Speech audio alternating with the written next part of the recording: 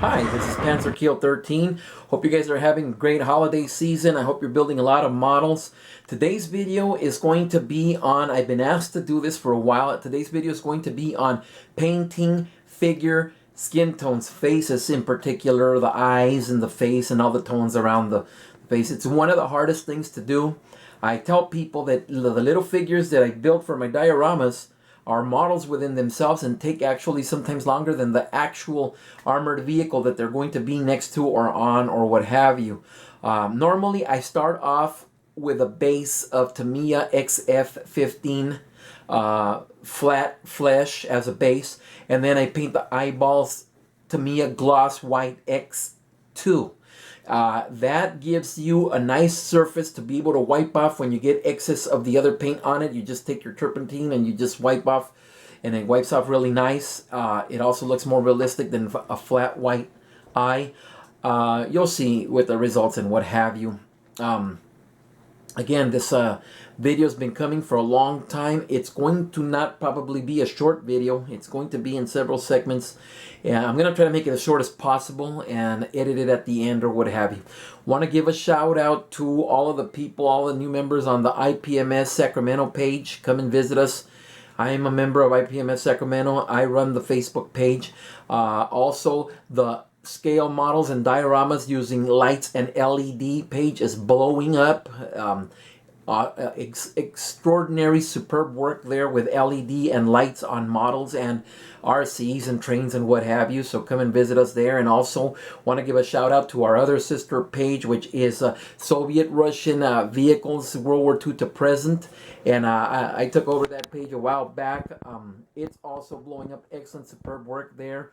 Want to give a shout out to a couple of the pages, the scale models and dioramas of World War II page, scale model historians, international military modeling page. I mean, there's just so many awesome pages. The modeling fanatics, the scale armory and hangar. The average model builders group, worldwide scale modeling, scale modeling worldwide. There's just Facebook scale modelers, the North African campaign page. Come check that out. There's just so many. You need to get on Facebook. You need to come visit us. Visit us at IPMS Sacramento.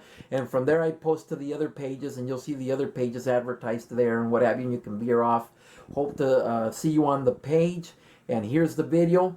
Happy modeling, stay focused, and excellent work out there, guys. Okay, I'll see you at the end. Okay, and here we are, just as promised. Finally, we're making the figure painting video.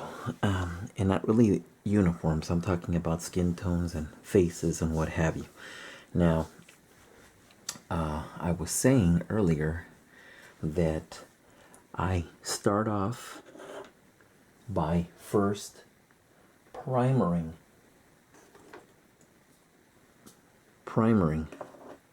whether it's plastic or a resin head. You primer it so that the paint can adhere to it. And after you primer it, then I hit it with a base, all of Tamiya flat flesh XF15 right there, all of it, just all over the place.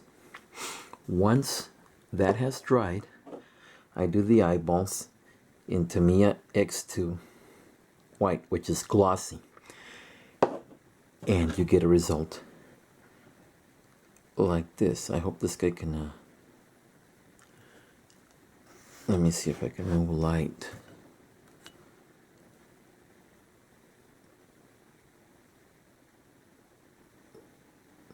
See if the camera can focus and grab it. But you can see the eyeballs are glossy white. And the reason being for that is because when you go to do your skin tones, which I paint with oil, artist oils called Winsor Newton artist oils, sometimes you'll smear the eyeball. You'll smear or what have you. And since it's really glossy, it's really easy to clean up the oil. The oil Winsor Newton oil will be cleaned up with this. This is how you dilute your brush, and you clean your brush and what have you. And if you smear the eyeballs, you just dip your brush into that a little bit, wipe it off, and then run it across the eyes, and they become glossy white again. So you can do it over and over if you make a mistake, so you don't have to panic. But this is the base.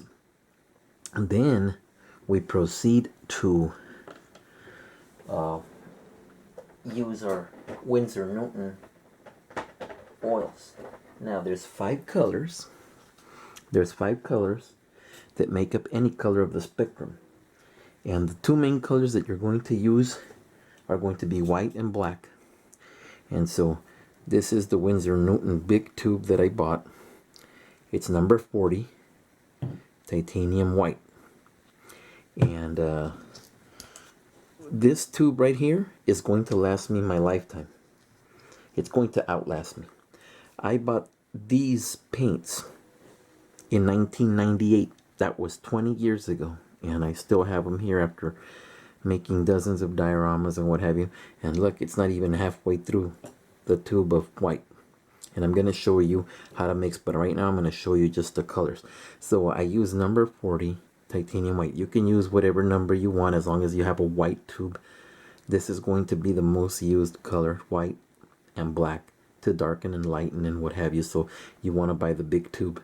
The littler tubes are going to be some other colors that you use, but there's five colors. There's white, black, blue, yellow, and red.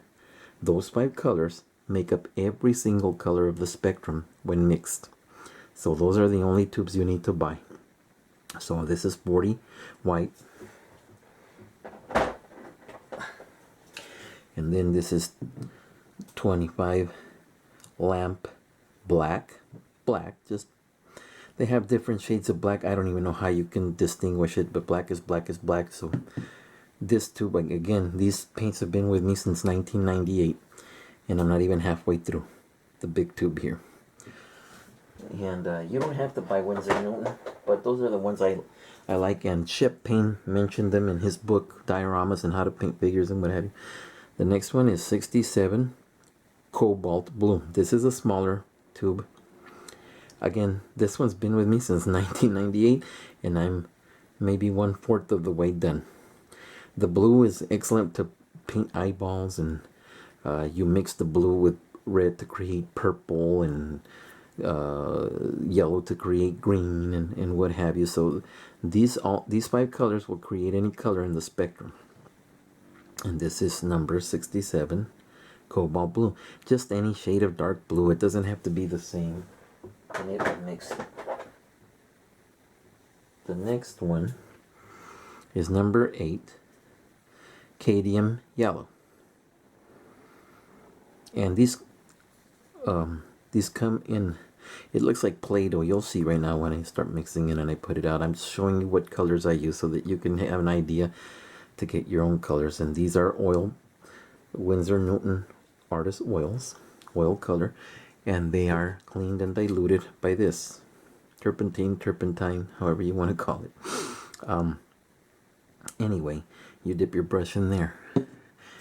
And then the last one that I use is number 63 Cadmium Red. And it doesn't have to be the same number. Just get black, white, yellow, blue, red. That's it. The shades are going to vary. Maybe these aren't even available anymore, this number, but just a bright red, a bright yellow, a bright blue, or what have you.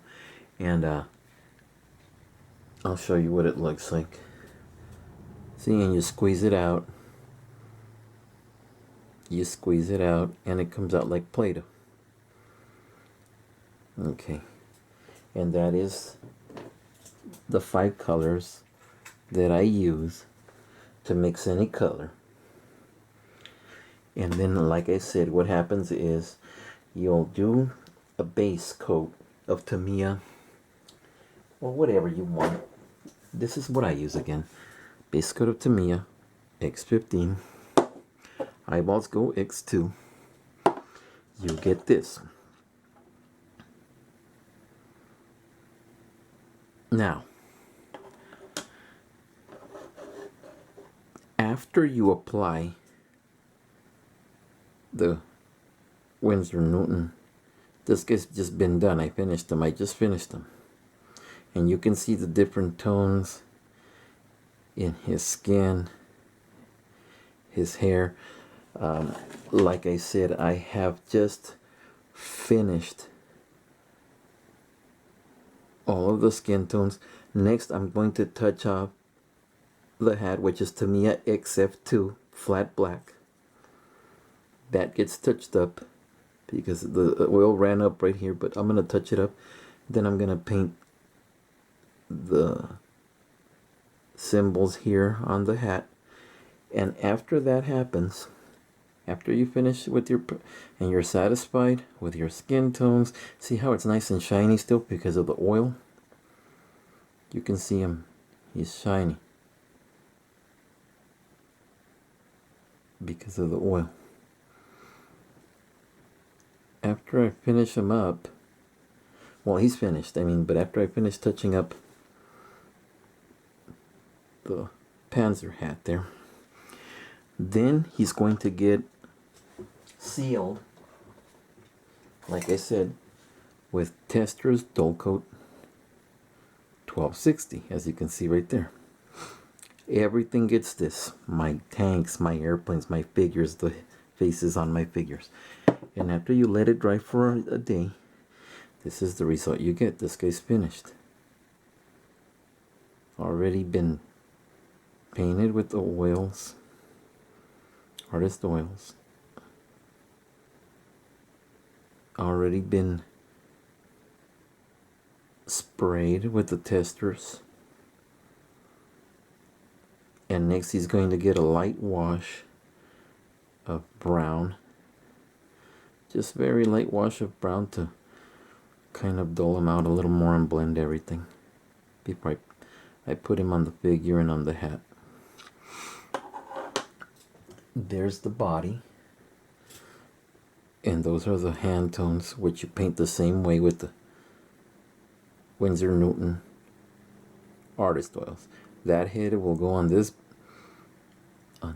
figure here. This guy's going to get a wash of black, and then he's going to get pastel highlighted and low lighted all of the little nooks and crannies. You never do the flesh with, you just give it the wash. The black wash goes only on the uniform. Try not to get it on the skin. It's okay if you do, you can wipe it off. And on the skin he'll get a light wash of light, very light brown to kind of blend him in. But you can see how the hands came out pretty good. And so that is the process that we do. We do our Tamiya XF15 with the eyeballs X white. Then we go to our Winsor Newton. And then we seal. And we go to the wash. And today I'm going to show you how to blend, how to mix, and what have you. And let's get started. Because this was probably not going to be a short video. And so what you want to do is you want to get yourself the smallest, stiffest bristle brush, which is, I use synthetics. Shepherd Payne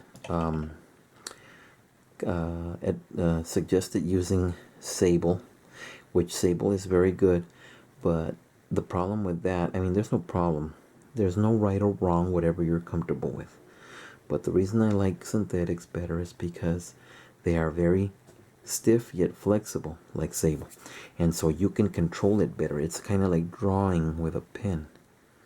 and it's stiff, but yet it is still flexible enough to give you the result of sable, and it gets into tighter places because it holds its shape. It holds its shape better, especially when it's wet. Very fine point, and you can get in. And so, and these brushes are not expensive. People think that you have to get expensive brushes. I had float wheel brushes, and the sable hair on those went bye-bye. And now you can buy a whole set of these. All these blue ones here, blue right there, blue right there. They came in a set from Michael's for $4. All of them, including this fine, tiny one, which is excellent, which is what I use now.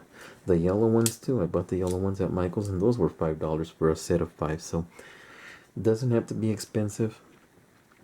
Hit the Hobby Lobby, Michael's, and you can get some good deals on brushes. These brushes are okay. They're made in China, but they're made okay. And you take care of your brushes, crimp them once in a while so the tips don't come off, and you're going to be able to be okay. And so now that we've determined that this is the brush I'm going to use, now I'm going to show you. You need a good supply of toothpicks. Go to your dollar store, Dollar Tree, $1.99 store, whatever is near you, and get yourself a couple of packs of toothpicks. I have an abundance of toothpicks because that's what we're going to use to mix. Now the palette, you can use any palette. I use these that are in the magazines, that come in the middle of the magazines. I always would save them, even though I don't subscribe anymore. I have tons of these. And you put your pastels, or you can put your Winsor Newton oils here. When you're done, you just throw it away. And let's proceed, because this is a longer video. And so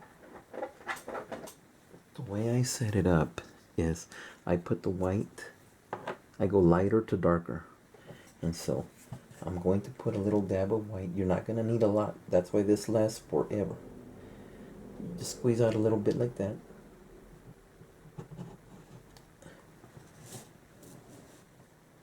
You can't even see it on the video, but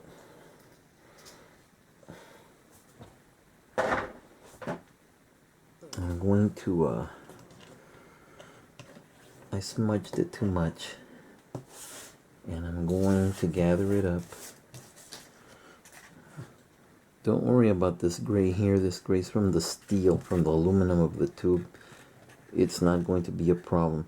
I just want to put it together, and this is where your toothpicks come into play here. And there's your white.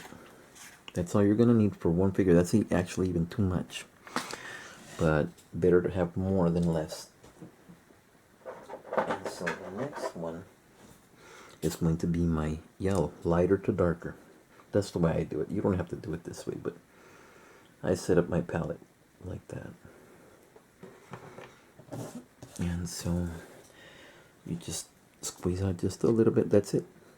Not going to need any more than that. And now there's my yellow next to the white. Put this away.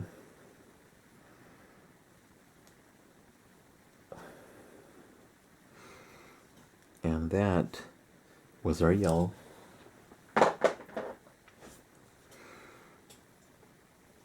And now we're going to do our red. And again, you're not going to need any more than that for this figure face.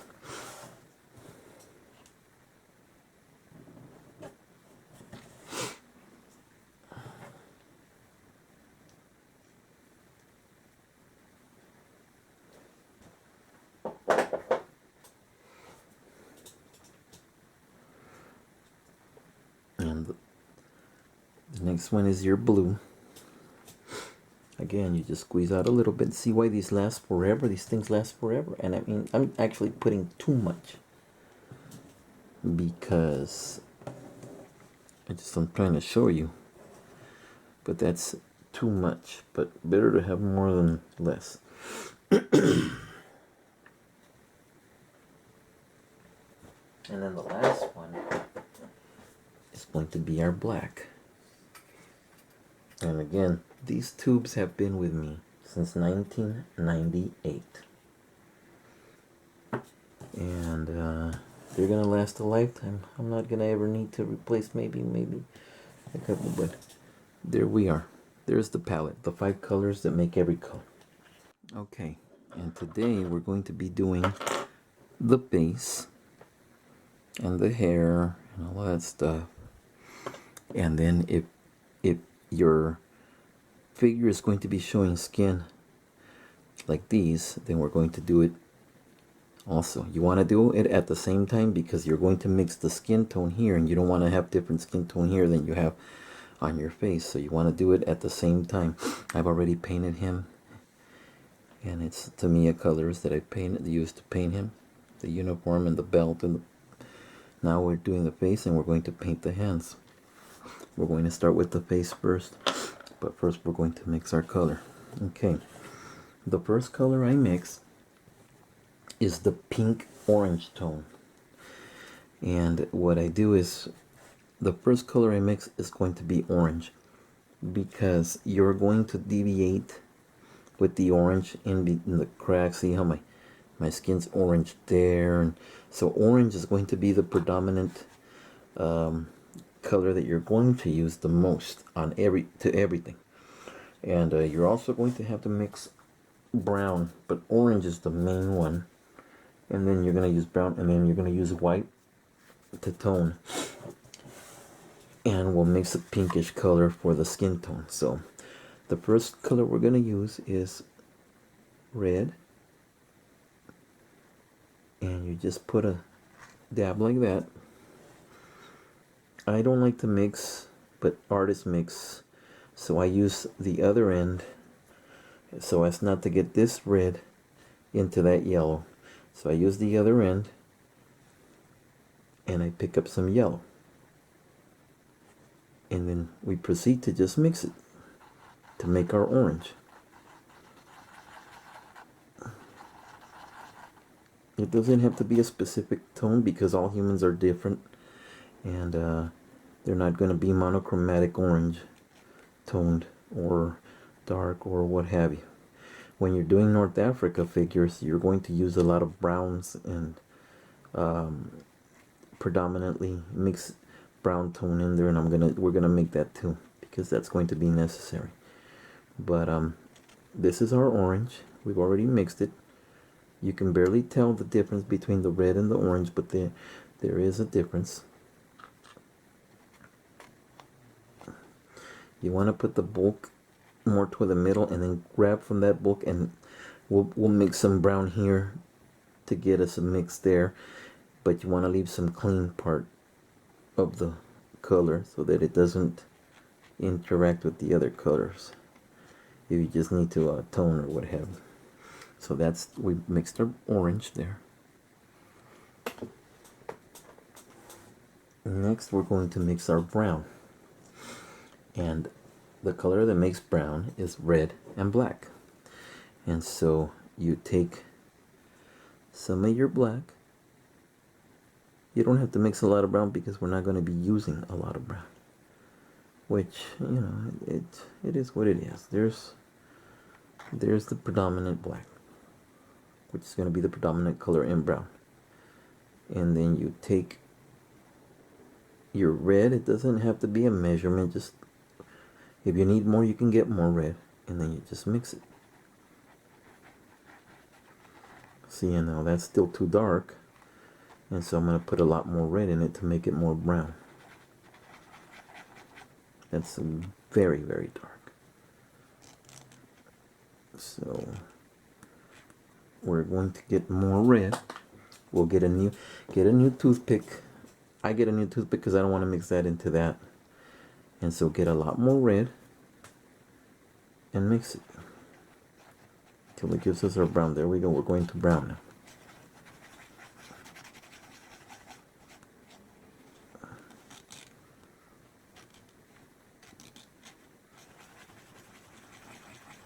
And then just gather it up.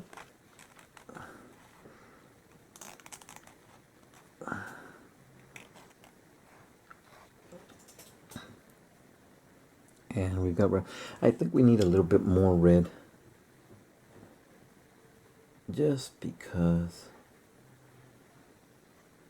I want really light brown tonish. You can do it however you want. There is no right or wrong. Remember this.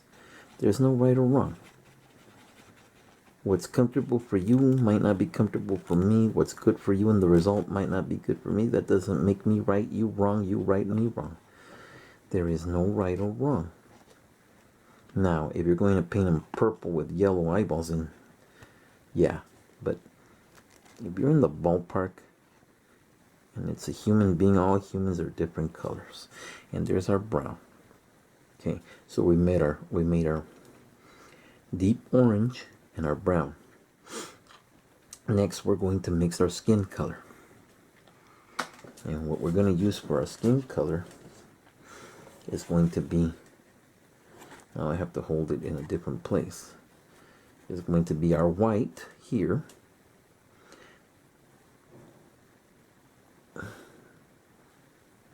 Right here. And then some of our orange there. And so we'll grab a little bit of this orange and start mixing it with our white to get our skin tone.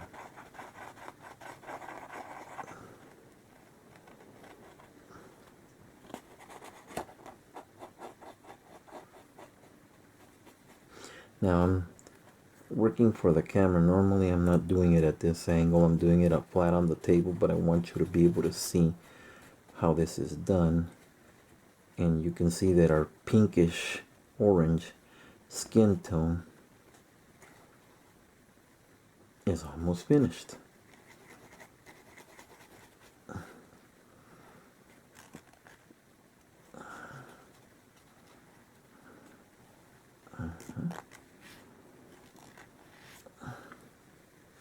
And that's our skin tone.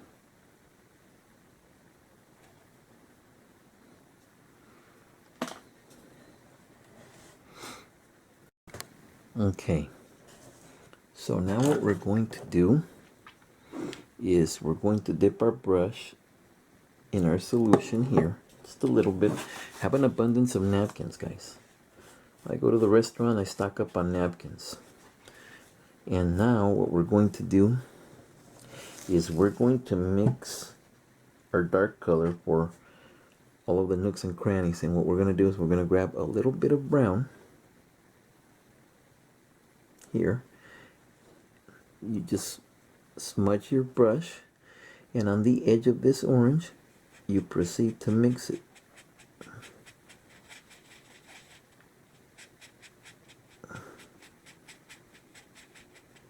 Now if it's too dark like that, you can adjust it. Stick your brush into the solution, and that's why you want to keep it to one side, and then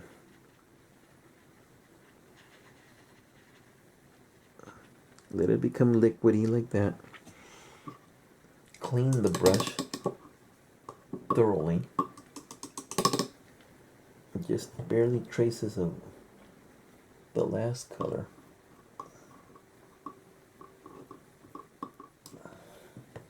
You can get this at Michael's. And then proceed to bring in some of this red, a lot of this red into it. See, that's what we want. Keep it on one side so that you can have a clean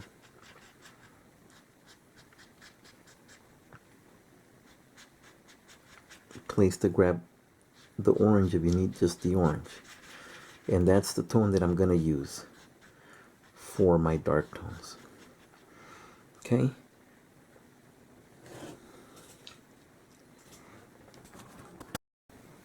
Okay, this dark tone here that I just mixed is going to go under the eyelids, under the nose, on top of the crest of the head where the hat sits on it, at the crest of the neck and the head where the neck and the head connect to give you shadows, under his lips, down of his nose, over the contours of his mouth here, behind his ears. And you'll see, and don't panic, because the blending process takes care of all of the rest of the stuff. And so we're going to proceed now. And let me tell you, this is very hard to do on bidding because normally it's a very tedious process, and it takes a while. You have to, it's trial and error. You're going to have to go back and forth until you're satisfied with a certain result. And so we're going to start now, and we're going to put our brush.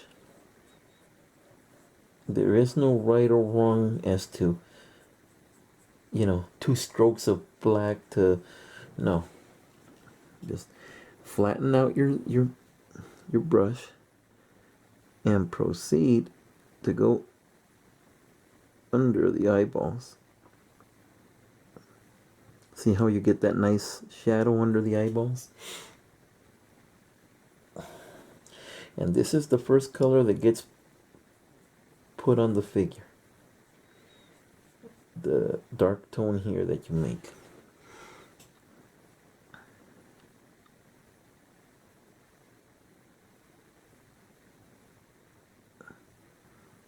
Okay, that's better.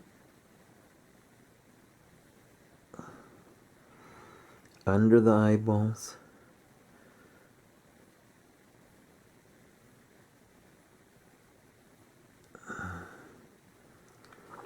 Let me dry it up some more because it's too watery. The way you dry it up, just stick it into the color. There we go. Don't panic. There's no right or wrong. Just proceed to put it right under the eyeballs. The eyeballs are glossy white, and yes, you can wipe them, but if you don't need to wipe them,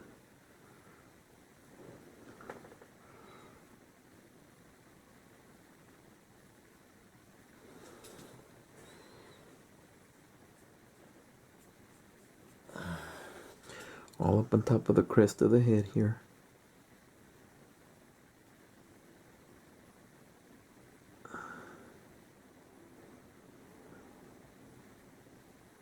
Make a crevice there.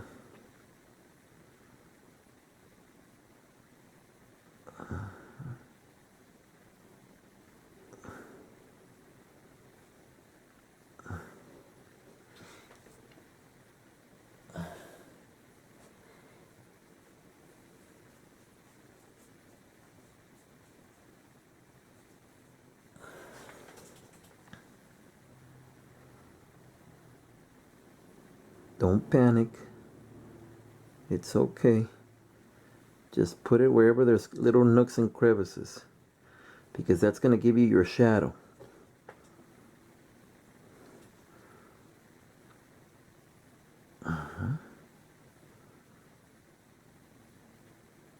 See how there's like a little crevice right here? That's going to give you a shadow right there when you blend it. The little crease of the head where the head meets the neck,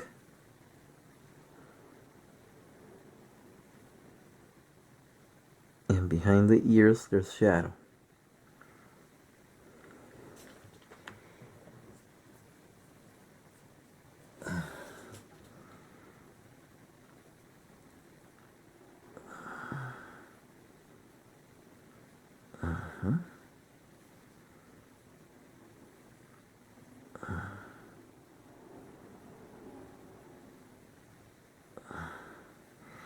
In the little crease of the ears over here, and then you can see there's a little crease right here to the back where the ears are, to the back where the ears are.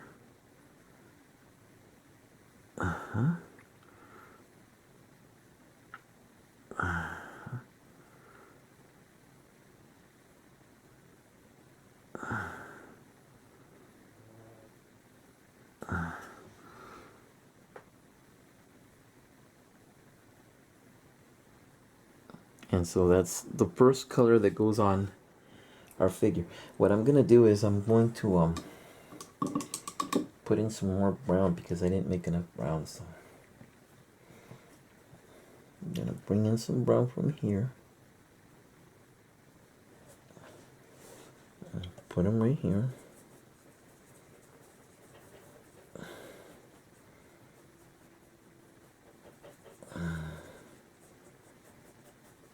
To give it a reddish tone.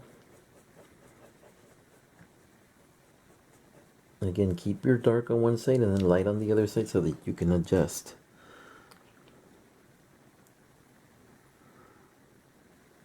Here we're going to get inside the nose. Again, do not panic. Kind of looks like a zombie right now, which is okay. German zombie.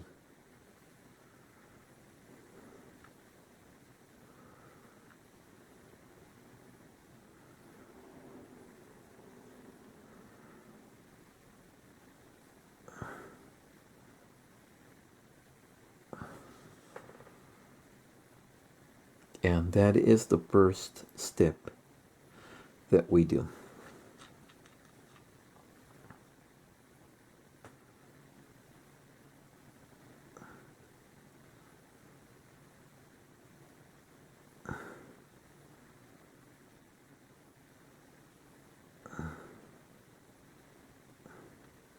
Again,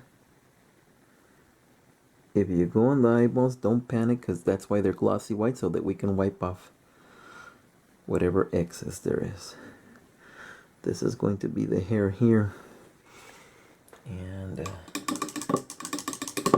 I will do that out of pure yellow once we start going here.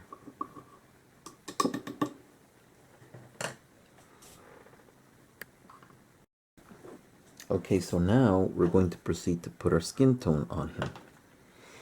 The skin tone goes everywhere that the face bulges.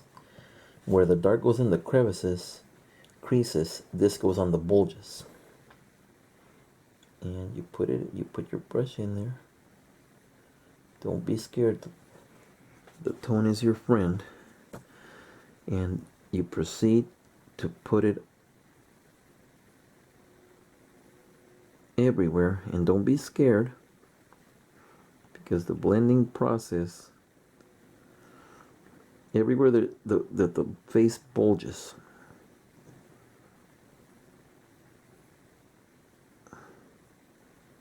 the top of the nose,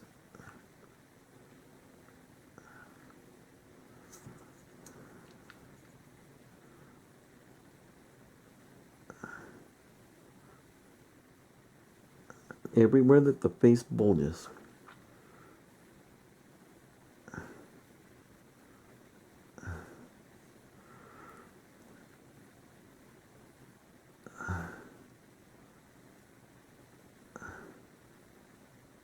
The ears.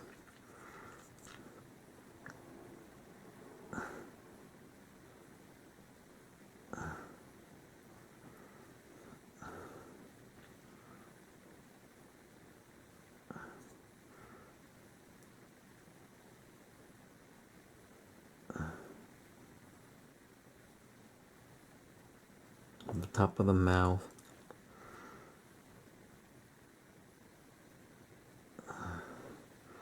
The bottom of the mouth. The neck. Here where it bulges.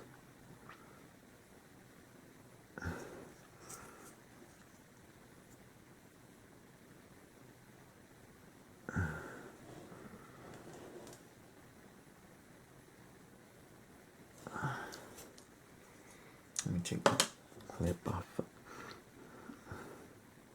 Now the back is naturally going to be darker because the hat and what have you.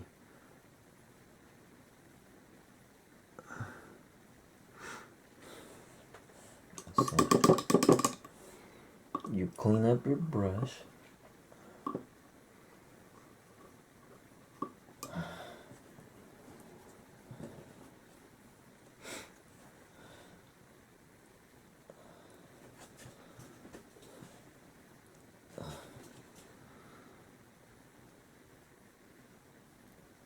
You proceed to put your light color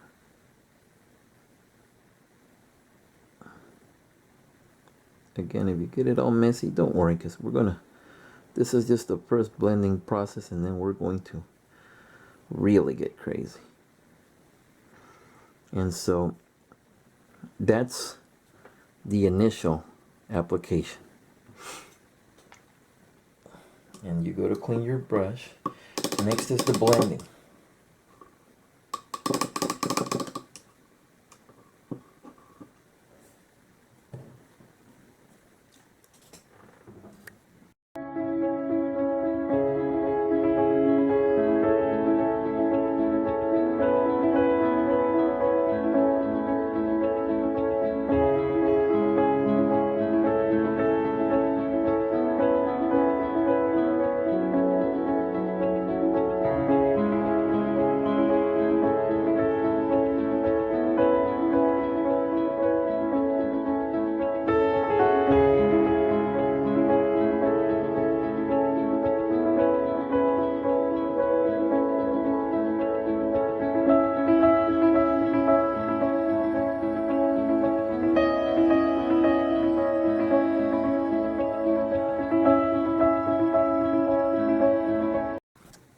Okay, now comes the first blending process. And what you do is you dip your brush into the solution here. Make sure it's nice and clean. And then you dry it as much as you can on your napkin. But there's still going to be a little bit in there, just a tiny minute bit. And that's good, because that helps in diluting the paint here to be able to blend it. And now we go and we blend. See how it's blending? Go up and down, back and forth.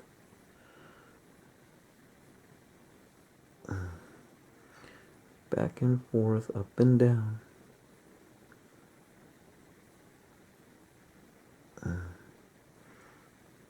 And this is how we blend.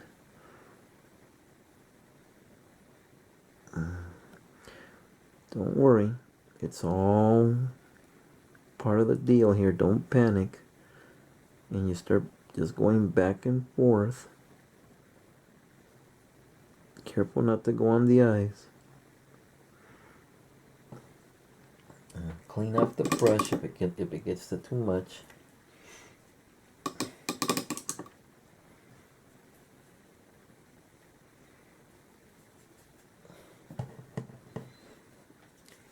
And just proceed to blend.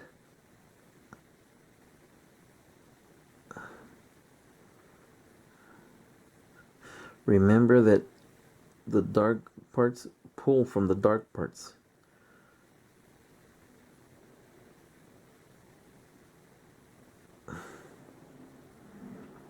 Got a little bit on the eye. Well, it's okay. I'm going to show you. And then you just proceed to blend on the first pass.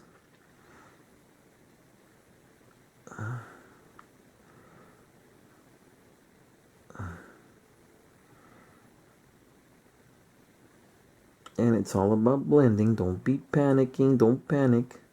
This is not the end result. But you can start seeing that this is where I had my dark shades here.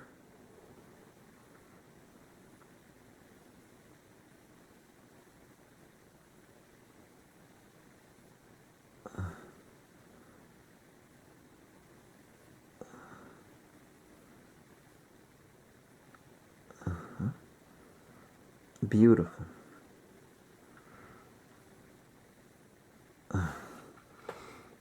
And so we blended him on the first pass. Now we're going to adjust him. You can see the shadow created here by the dark and the light, and then the highlight created here by the very light skin tone.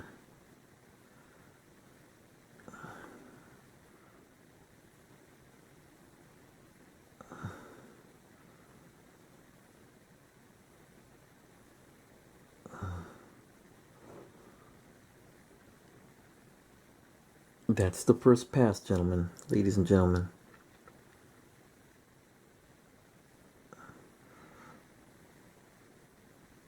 Beautiful. Look at that forehead. Just starting to... Okay, so now we'll clean up our brush and clean up the eyeballs. And we will put this guy right there, right there,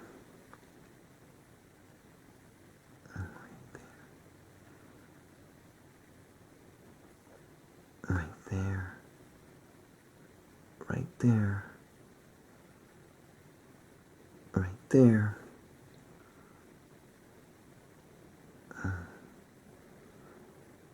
right there,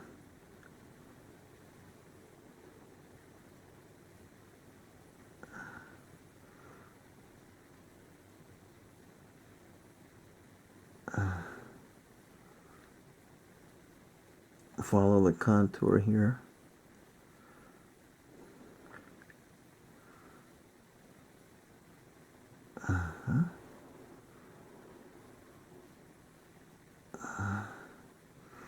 In the ear.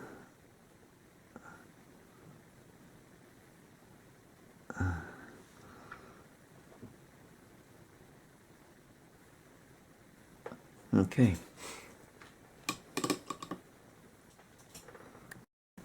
Okay, now we will proceed to put our skin tone highlights. Make the brush, this is why I like synthetics, because you can make them flat to be able to handle them however you want. Just put a little bit to the contour.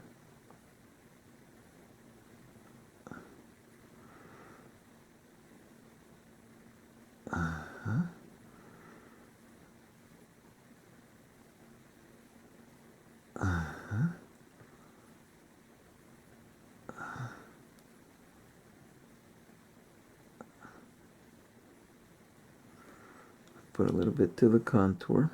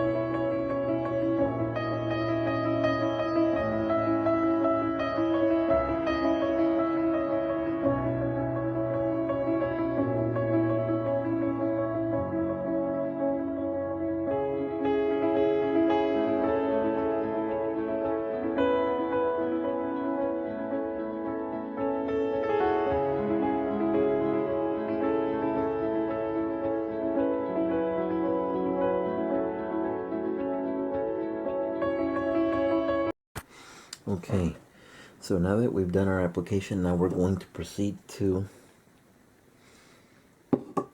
blend everything.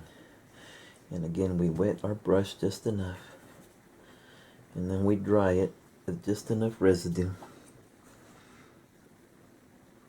and then we proceed to Just lightly, very lightly tap it in every direction.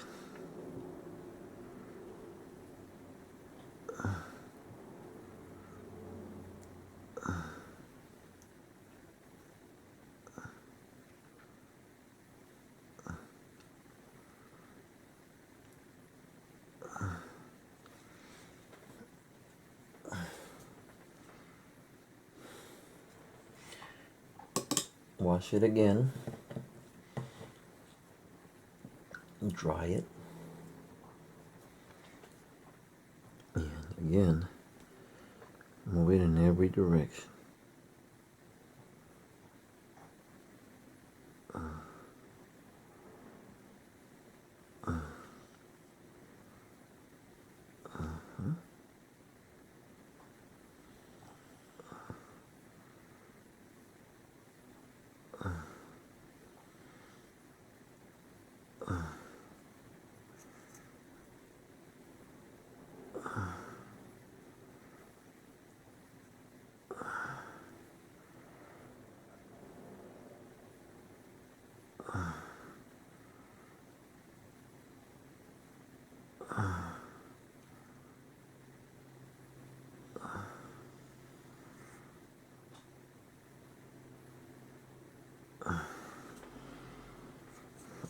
Let me take the clip off.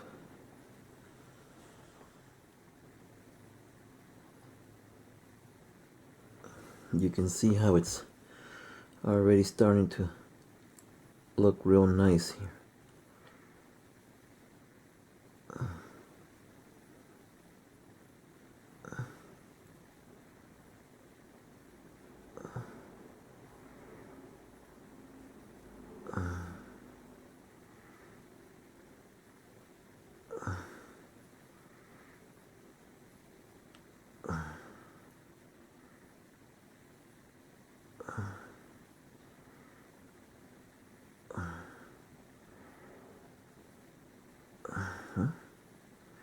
Yep, very nice here. Come up here and tone that down a little. Come up here.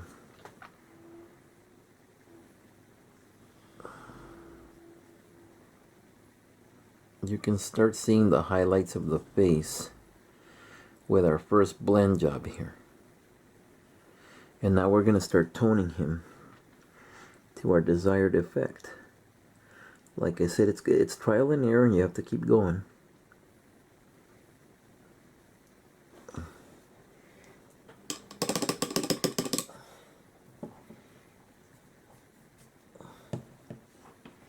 What we'll do now is we'll put a little bit more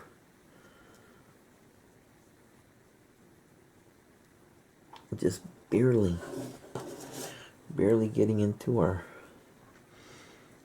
dark toner here, and just barely.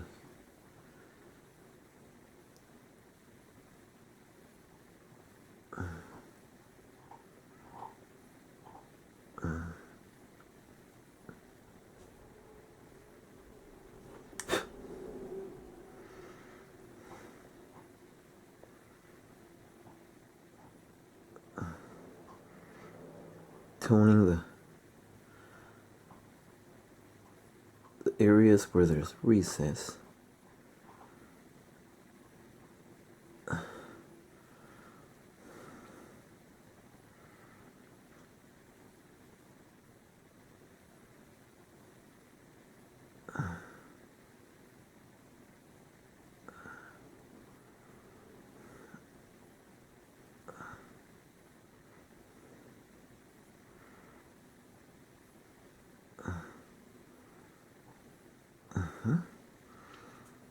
And now we'll blend it again.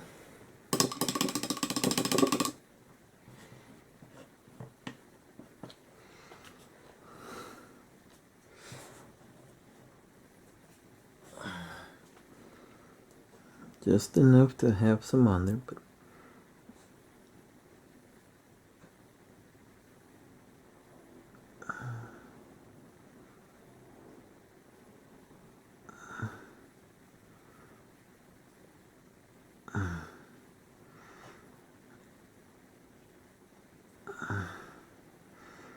bring some of that light down in here.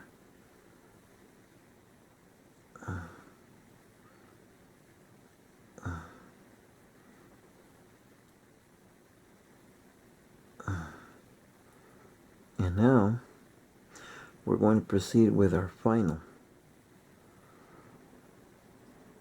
I'm almost satisfied with it. See the highlights of his face. So what we're going to do now is put our other lighter tone on him. Okay, so now we've taken our lighter tone here, our skin tone, lighten up the brush, and we're just proceeding to retone him.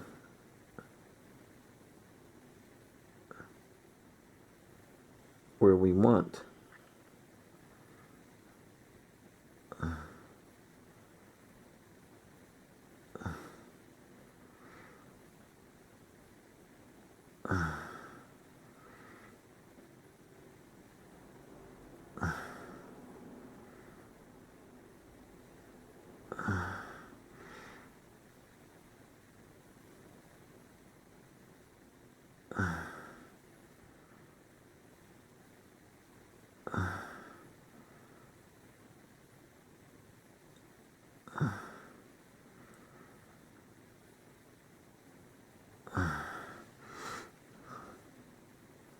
You can see, now we're going to blend, and we should be done actually. I'm pretty happy with the way that it blended there.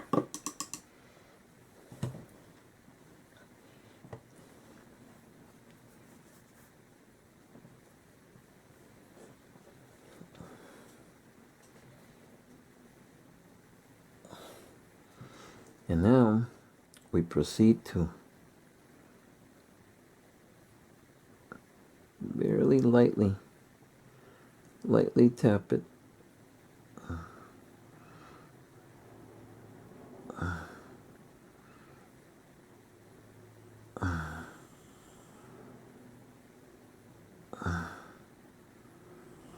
And now we're blending here. Really nice.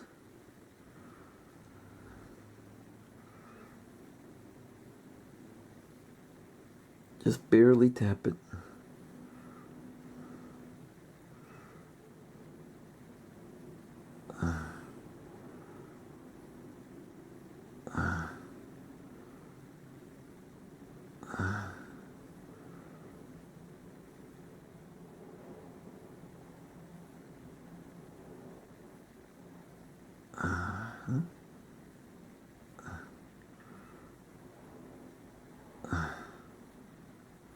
You can see how nice this is starting to look.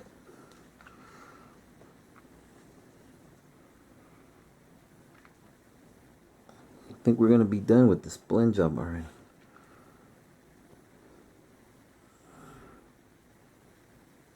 I'm resting happy here in the tones and how it looks.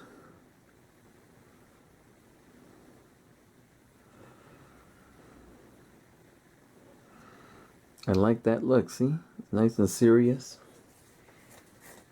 Now what we're going to do is we're going to add minor highlights, and we're going to do that with straight white to finish him off.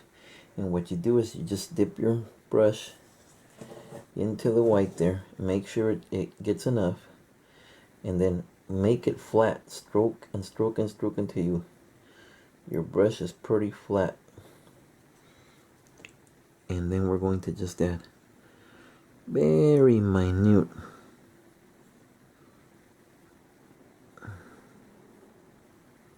just dab it.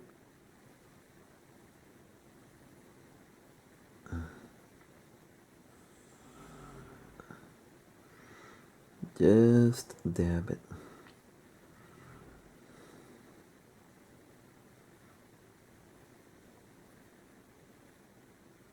Barely, just tap it, barely, till you barely could see it.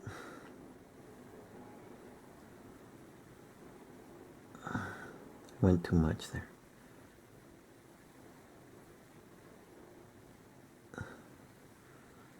Okay.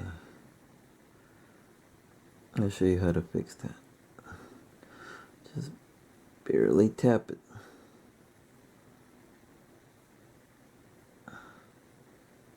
Okay, you barely could see it, just barely. What I'm going to do is I'm going to clean the brush off. Leave it a little wet.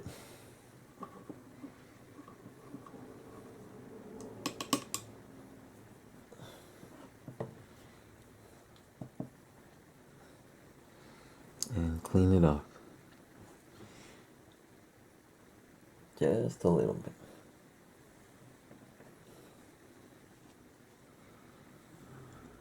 The material will work with you. Just see? Just push to it. Beautiful. Now we're going to blend that to give them some highlights.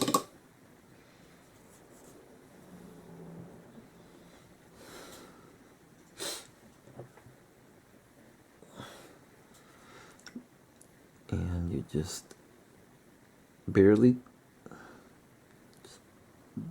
touch it.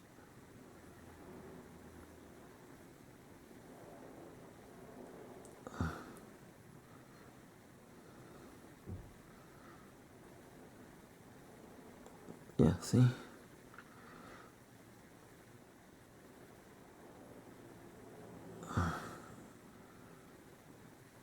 Okay. It got really light there, so we'll give them some dark tone here. Just enough.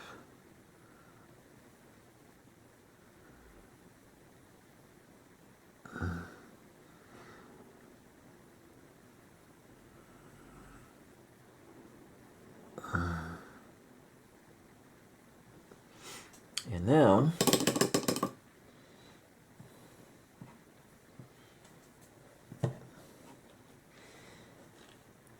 we'll come in with some skin tone, regular skin tone.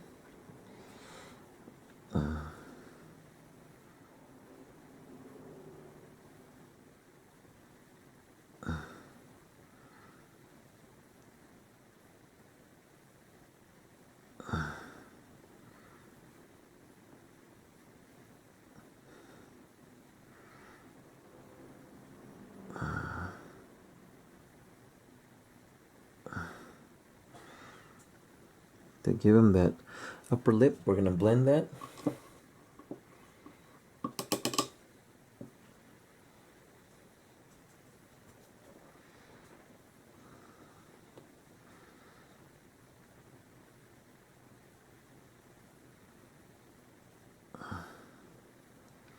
Beautiful.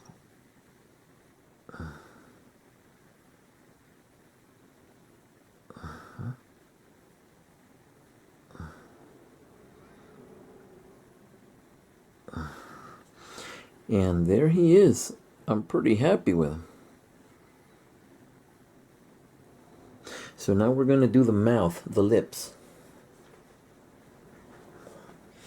And what you do there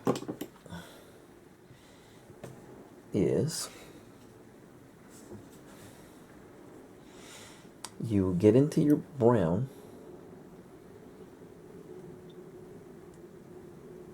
and make sure it's nice and flat.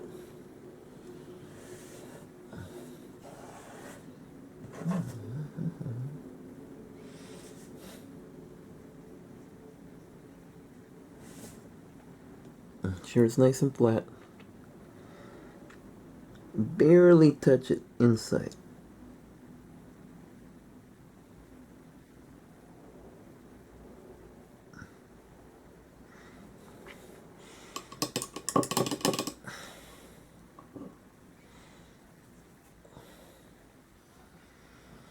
Now, you've got your brown in there.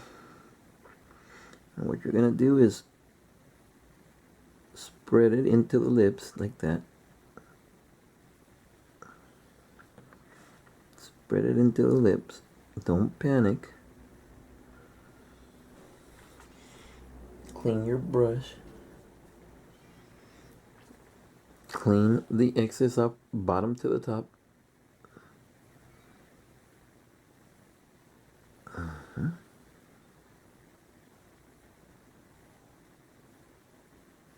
bottom to the top. And now we're going to proceed to paint our lips red. Now what you're going to do is you're going to go right into the red, straight ahead. No tone, no nothing, just red. Make your brush as flat as you can possibly make it, but as narrow. And what we're going to do is we're going to touch the bottom part of the lip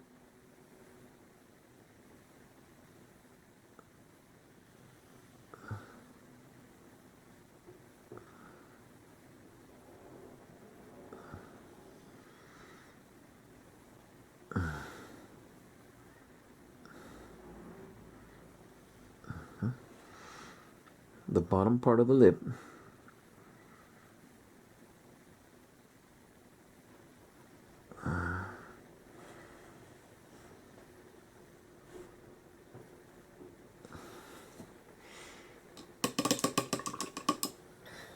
Now,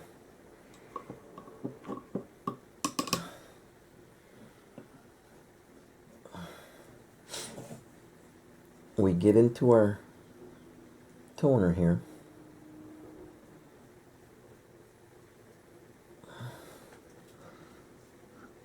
And again, we retouch the top part of the lip just barely.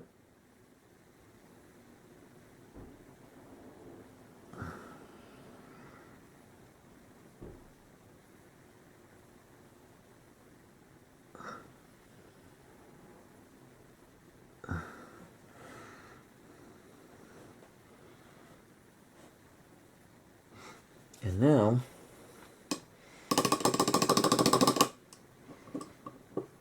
we're almost done. I'm happy with it. So we're almost done.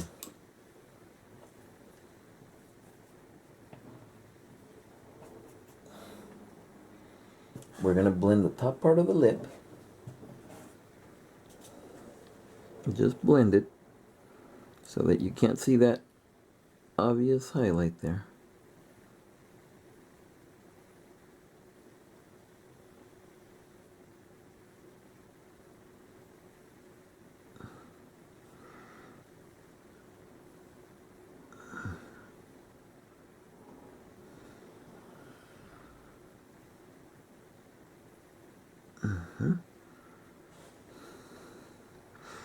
And now we're going to take just a dab of white, straight through white, and make our brush as flat and narrow as possible. Just straight through white.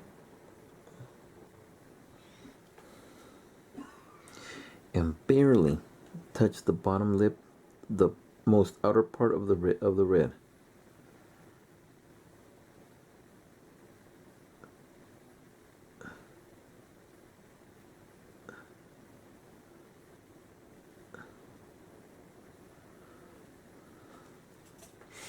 And now we're going to blend that.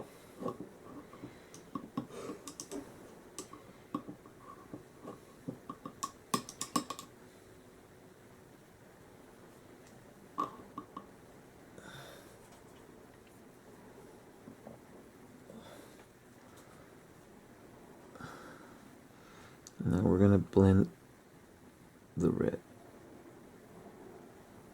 See that? See how nice that is?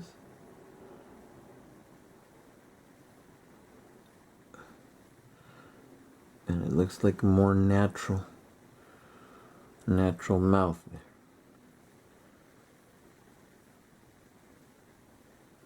I'm happy with this guy, the way he turned out.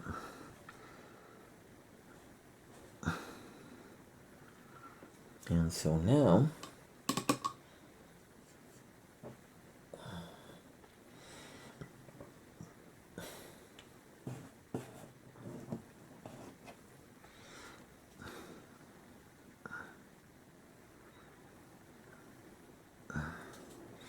we'll tap just a little bit.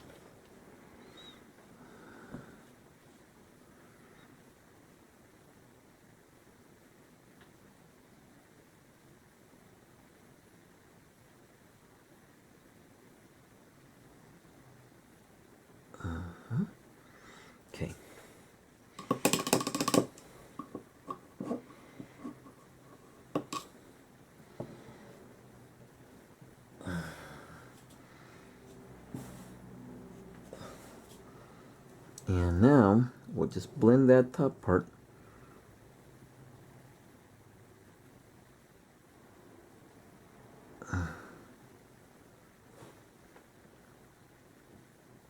And I consider him done. We'll put a tiny little highlight.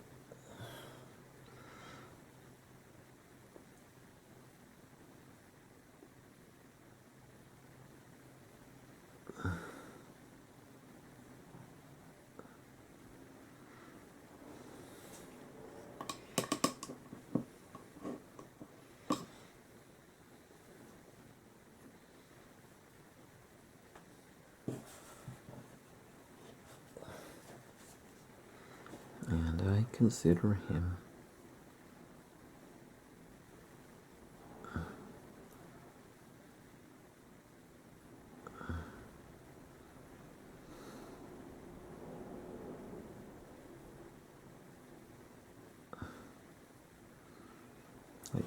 him done. So the last thing we're going to do here is put the eyeballs. Now for the eyes, I just dip the brush straight through into blue. Round it. Don't flatten it, round it. As round as it can get. And now we're going to proceed to barely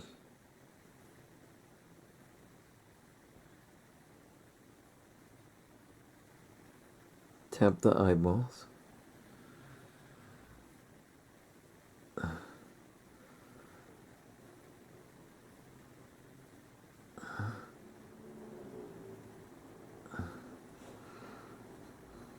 And there's the eyes.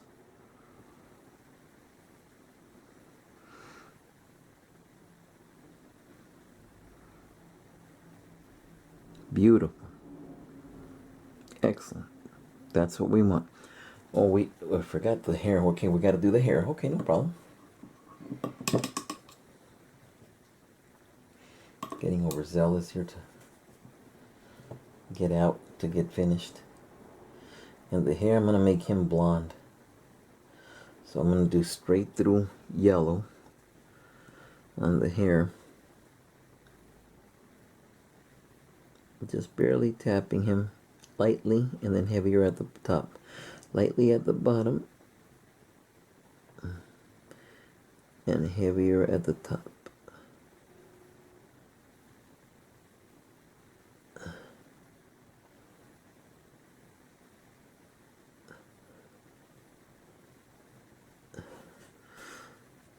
And you can see the hair coming out nicely there.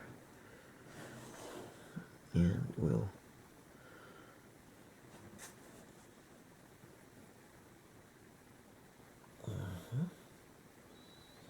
grab another chunk of yellow here.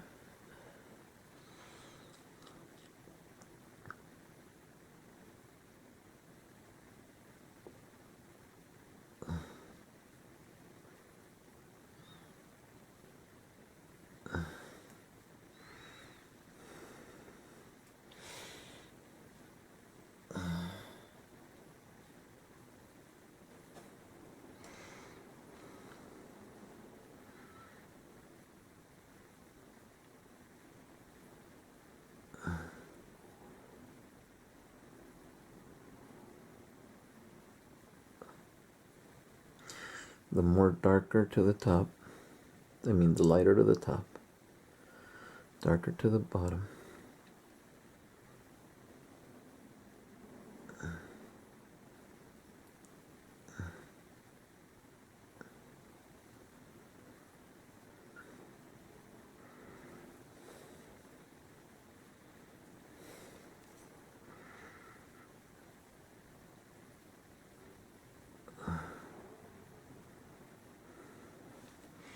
Okay, now we're going to blend in.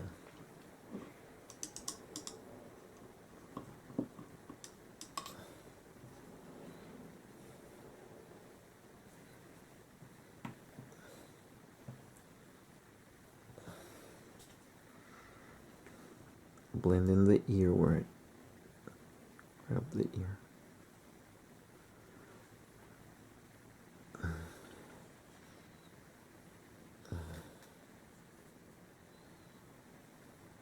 Grab some more of this toner here of the skin tone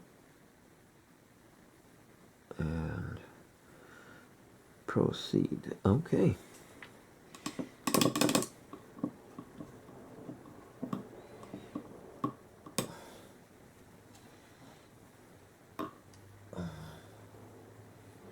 Again, if you're not satisfied with the outcome, you can go ahead and blend some more and add some more color, and it's trial and error to what it is that you want to achieve. Again, there's no right or wrong in this. It's just however you want to look at the end. I'm happy and I'm pretty much done here. So this is what I'm gonna go with.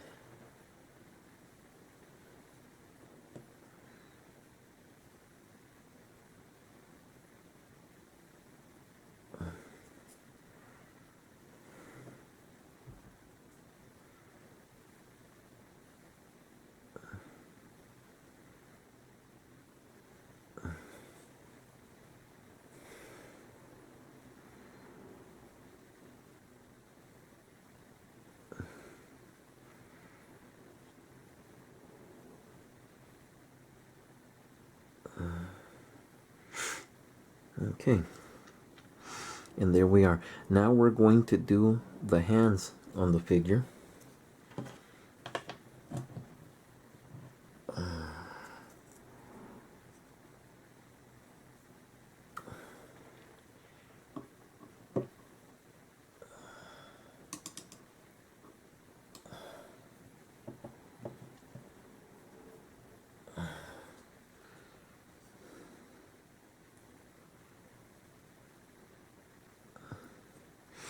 I'm gonna add a highlight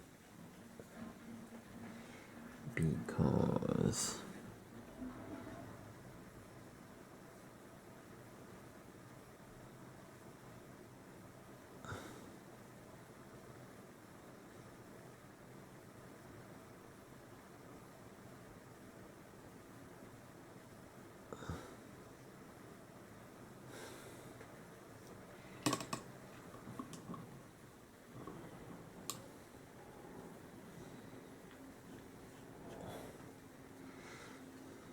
now we blend it.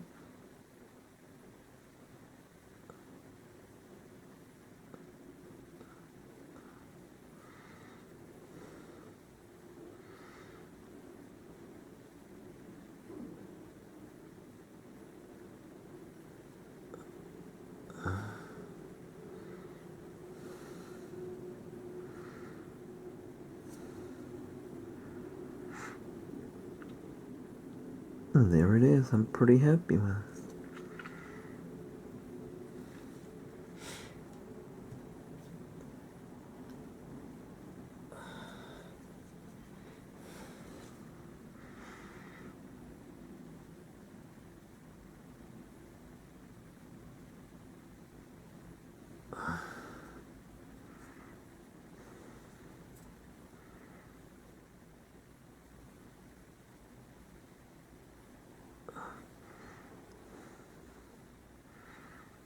Okay, and there he is. Now we're going to do the hands.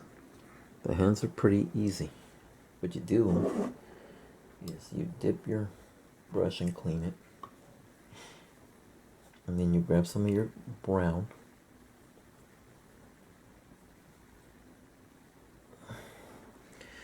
and on your flat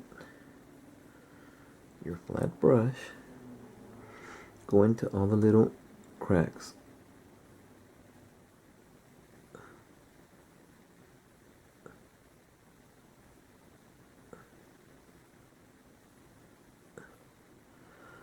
Just like that.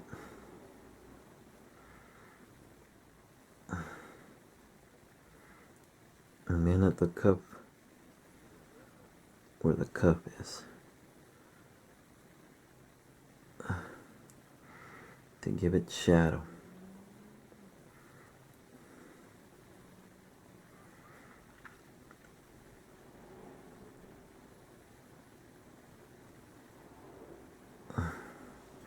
like so.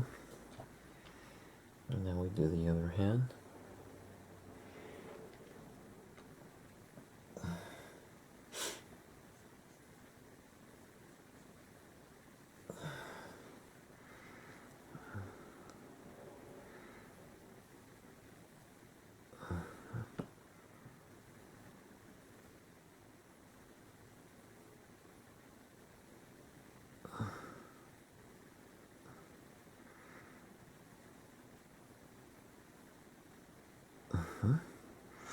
Make sure it gets into every little nook and cranny. At the cup base. Down here. And here. Now I'm going to give him some red tone because he's red tone. And so...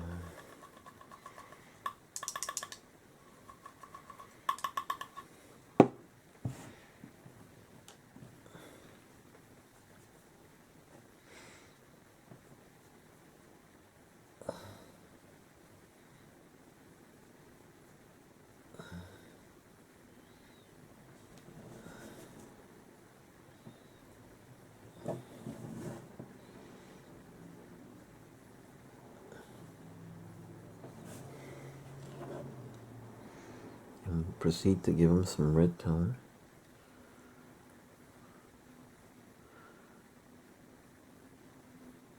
Here.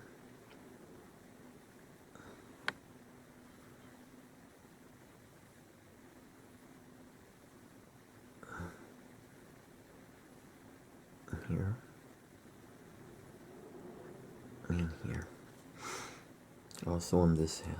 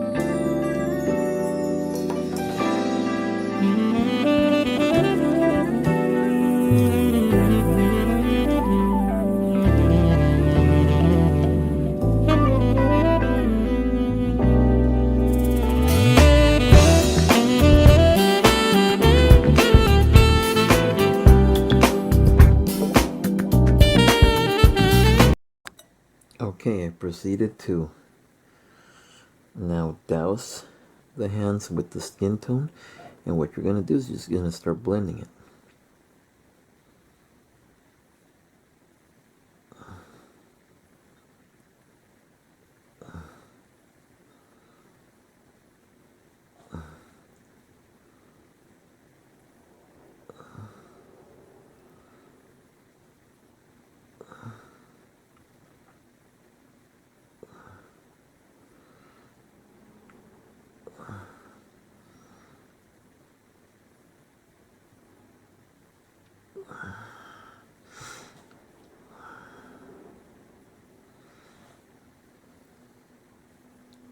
stretch the dark part into.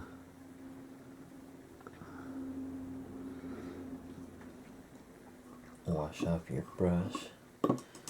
Do the other side.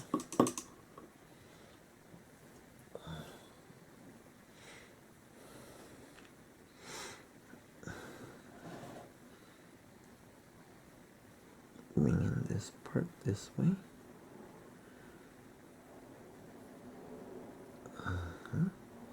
And then bring in this part back this way.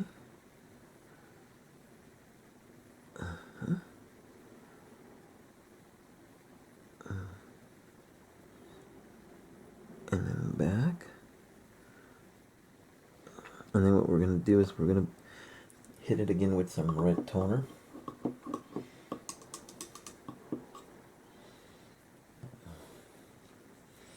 Right here.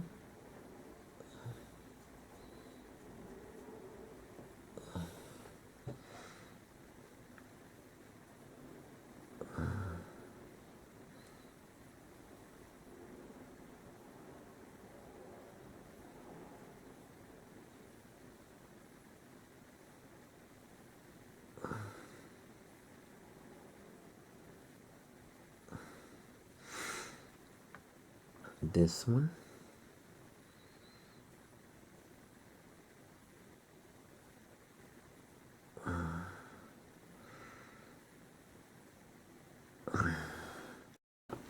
Okay, we blended one hand already over here. You can see it's finished. And now on this side, I'm going to show you. I took some of this, which is the tone, the dark tone, and went inside the crevices of each finger line and at the base. And then I took some of the skin tone and just blended it. Now we're going to highlight it to finish up. And this is how we're going to do it. We grab a little bit of white. And this is just, you're barely going to put some because it's really bright. It'll be really bright. And we don't want it really bright. We just want to give you the knuckle highlights and the knuckle highlights and all the grooves and all of that stuff. And so what we're going to do here is we're going to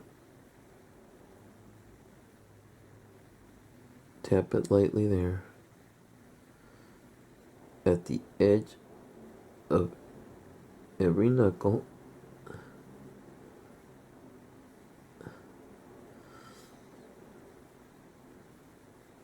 At the point of every finger.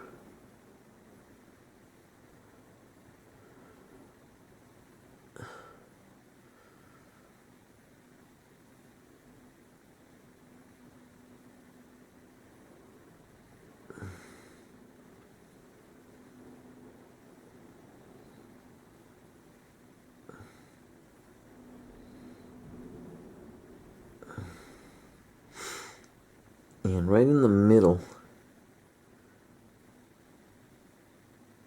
at the knuckle.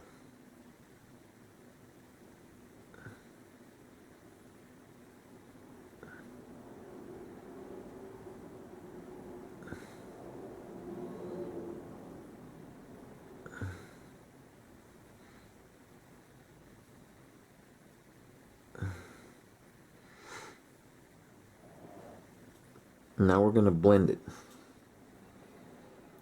I don't know if the camera can pick it up. There it is. Now we're going to blend it. So we clean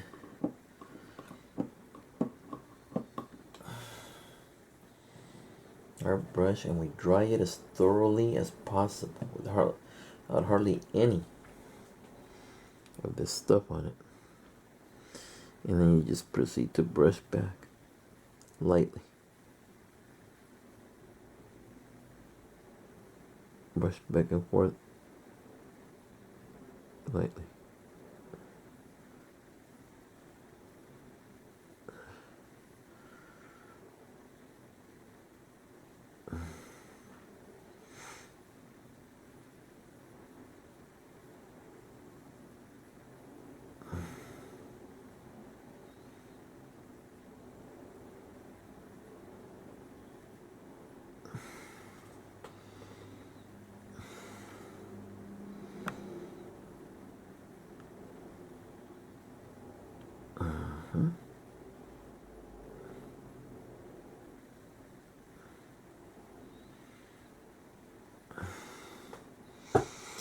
and it creates a subtle highlight for the hand, as you can see there.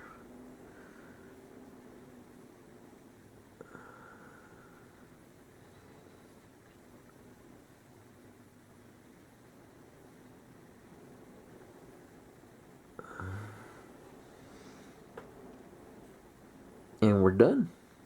Our figure's done. That's how we do our figures. If you have any questions or want to know where to find something or how to do it or what have you, you can PM me here or follow us at IPMS Sacramento on Facebook. But pretty much we're done. Just the final touch up on the belt there, because I smeared it with the thing and the microphone wire holder here. And then he's going to get cleared, and it's away we go.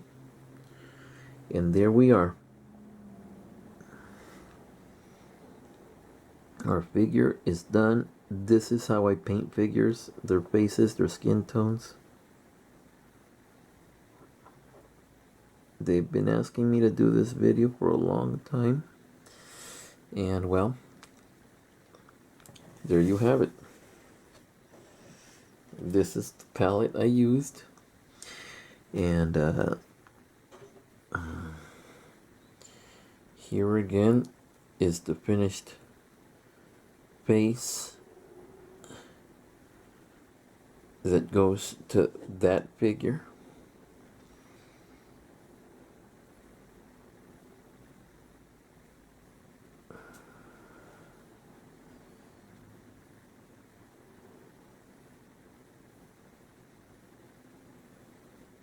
And there we are. Once we shoot the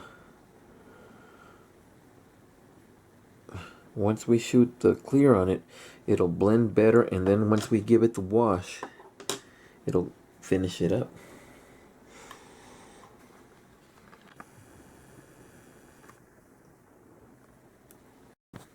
Okay, now that we have finished our skin tone and our faces, here is the finished face that we have been working on. He has been cleared with Tester's Dull Coat 1260. Let me move the light so that you can see him.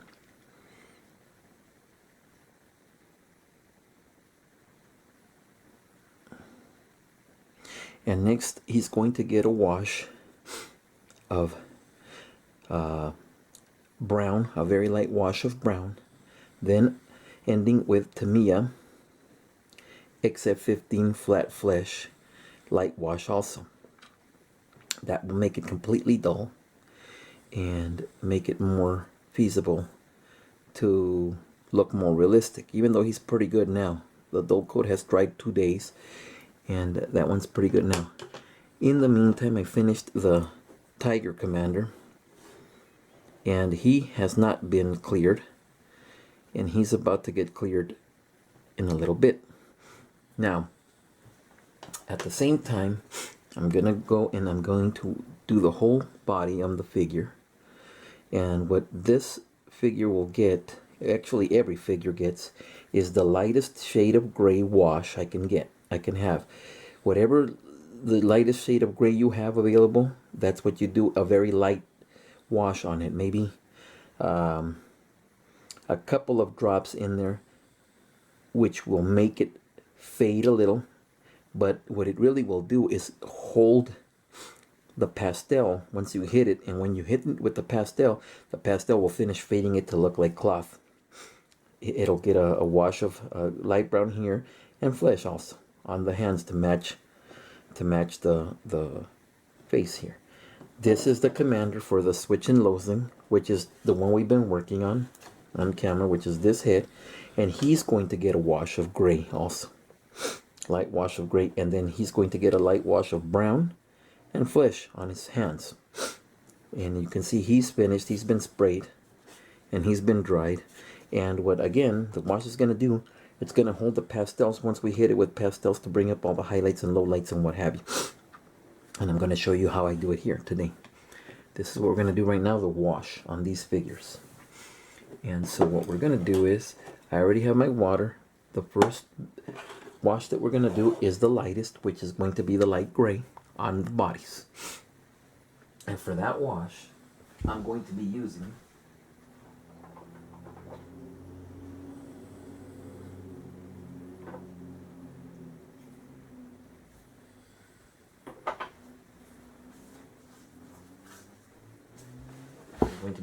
the lightest shade of gray I have, which is Tamiya, out of the bottle, Tamiya XF19 Sky Gray.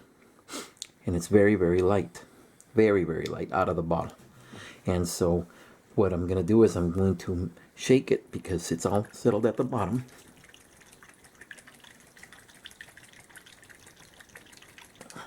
Once I'm satisfied with the mix, we're going to proceed to put some in this, which I've already filled it with water to the desired amount. We're not going to use a lot because we're going to only do 2 figures, so that's why I'm going to only make a little bit.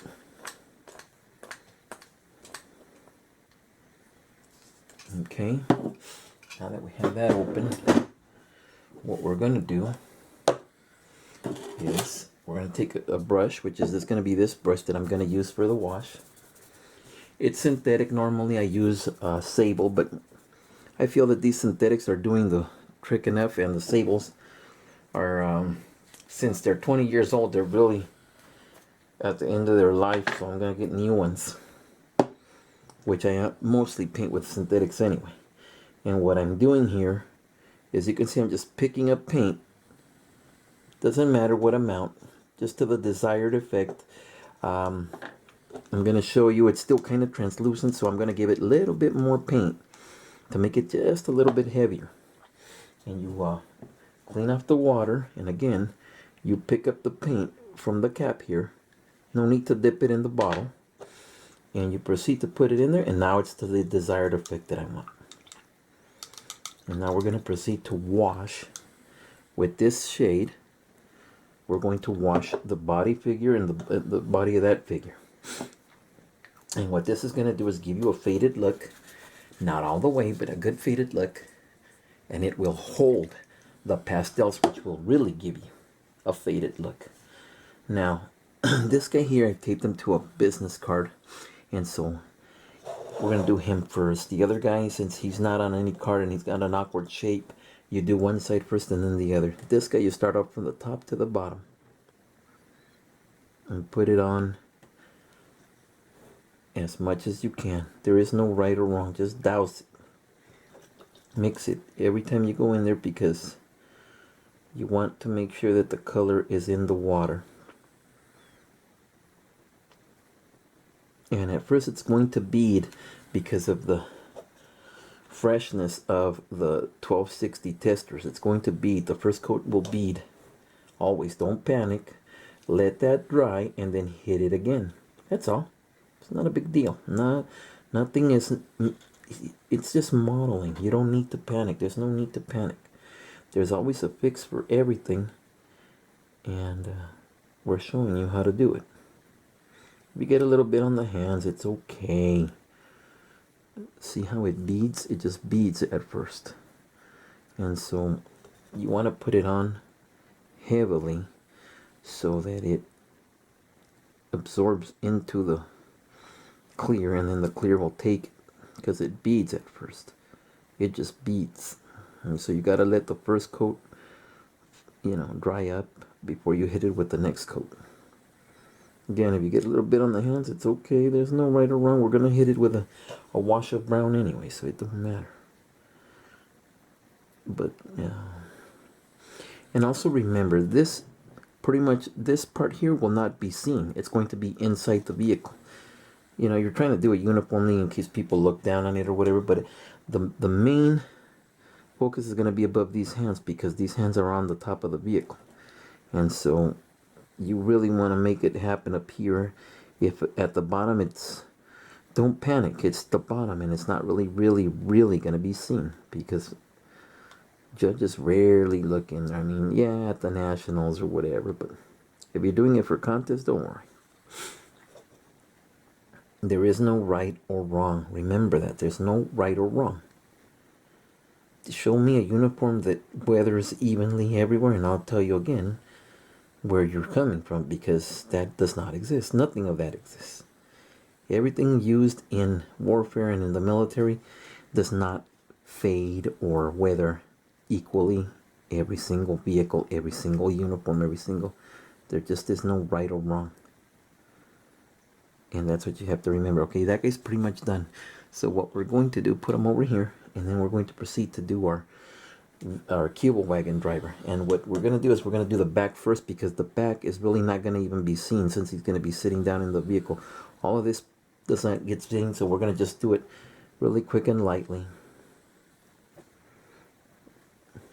Especially below the shoulders, it's not going to be seen because he's leaning up against the seat, but you know, you just do it all uniformly so that it gets all uniformed up.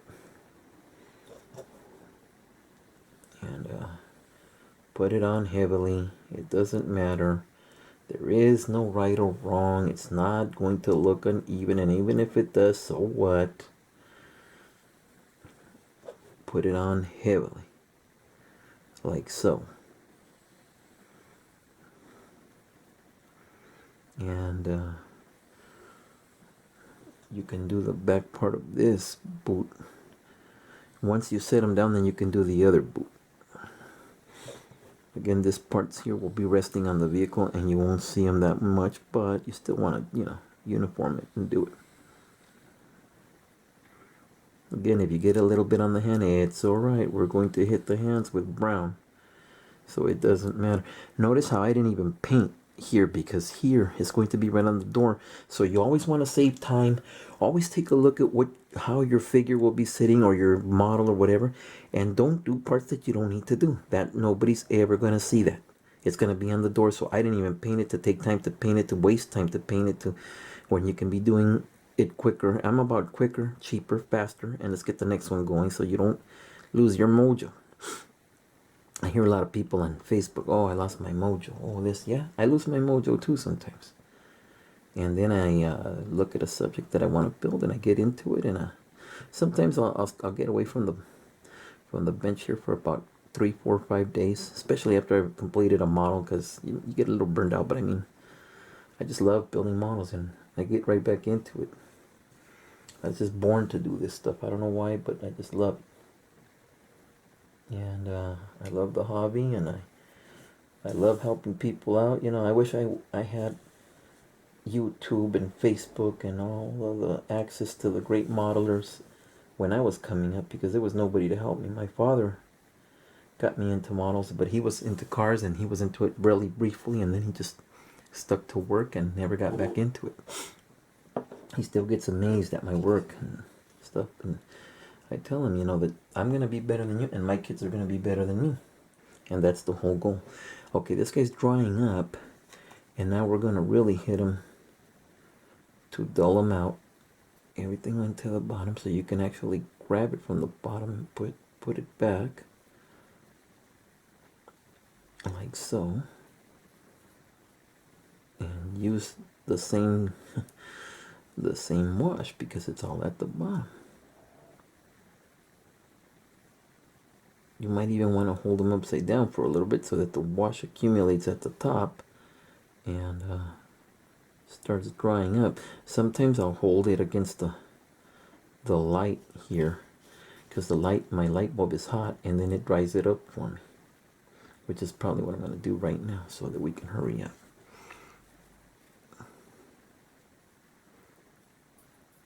But this guy's going to come out nice.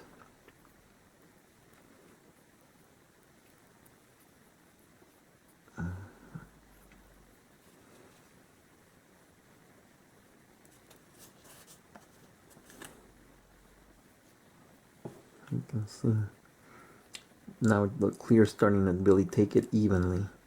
At first it beads, it's like the clear fights it, but as the paint dries and accumulates to it and it becomes rough and dry, the other paint starts adhering to the paint that's already dry, and it's just a process that continues to keep going.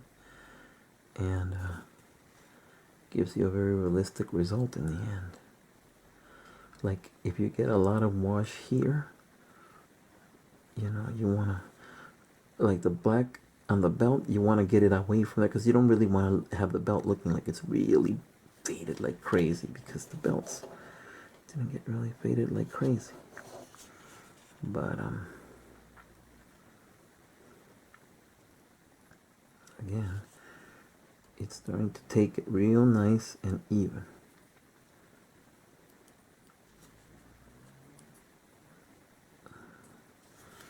Real nice and even. There we go. Good boy. Get all that excess away from the belt there. Even though this guy's going to be in the vehicle and a lot of the detail ain't going to be showing, it's not going to be showing, you still, you want to have it as uniform as possible, you know? And that's what it's all about. Have it as uniform as possible. And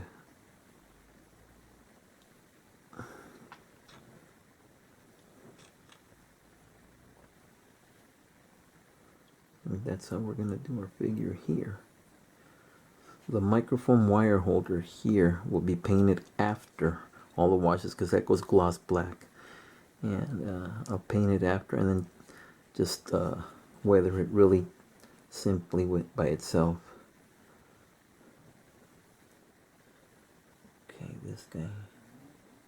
this guy took it even really nice. The clear is just taking to it.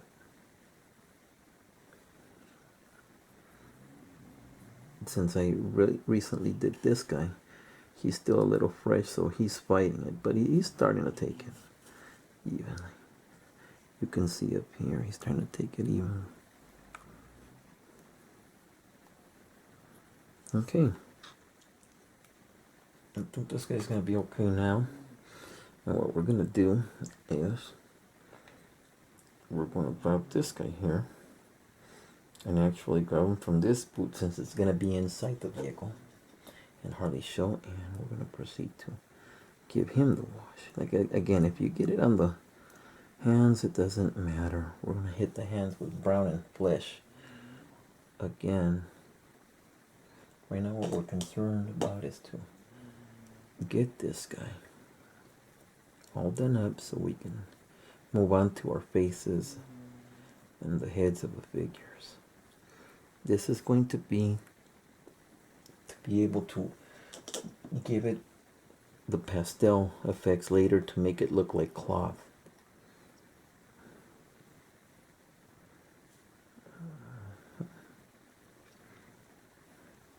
This guy originally came with a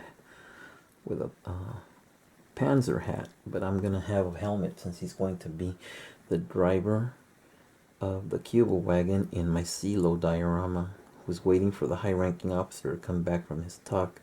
You'll see it. You'll see how I do it all up. And so we're going to put him there and finish him off.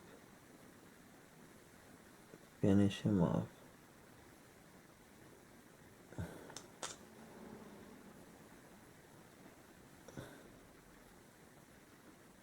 And that's awesome. You should be ready for the pastels in the next couple of days.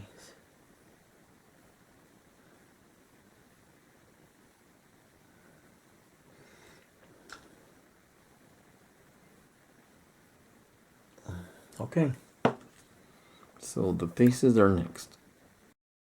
Okay, the next wash is going to be on the flesh tones. And it's going to be very light wash of Tamiya XF64 red brown. Very light, maybe 1 drop in the water, which is again about this much. Very little water on the cup, you can see about right there. And we're gonna put maybe 1 brush stroke of paint into the water, and that is going to give us a nice uniform skin tone, and we're going to end up with a very light wash of Tamiya flesh. what we're going to do here is dry up our brush, pick up about that much, that's it, and put it in here. Nah, maybe one more. We're gonna do maybe one more because it's really super duper light. So do one more. Okay, now I'm satisfied. It's still super light, but not as light as before. And we put our top back on here, and then we mix it thoroughly.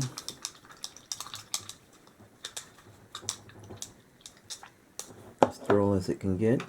We pick up a nice big drop, and we proceed to hit the flesh tones. Again, it's going to bead because of the clear. It's really super duper fresh. Doesn't matter if you get it in the eyes. It's so light that it's not going to make a difference to the eyes, but what it's going to do is it's going to uniform the whole skin tone and the hair. So just put it on the hair and the skin tone. The flesh, you're not going to put it on the hair. Just the red brown. Especially if your figure has blonde hair. It's going to give you nice highlights and lowlights on that blonde. And again, we just douse the face. I can still see it beating because the 1260 is fresh.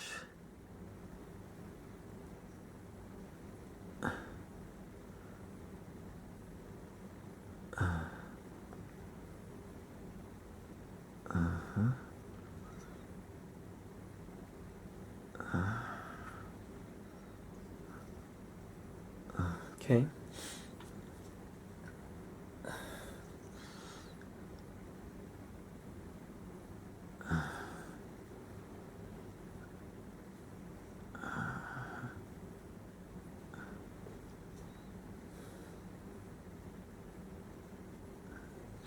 Okay. Very good. Now we're going to wait for that to dry. And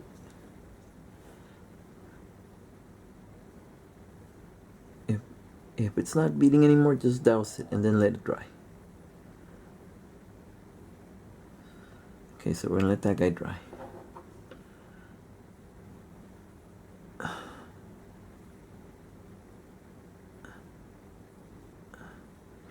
Okay. Now the cable wagon driver. You can just take a big drop and douse him. Douse the whole face. Douse the hair, the face, everything. Let it really absorb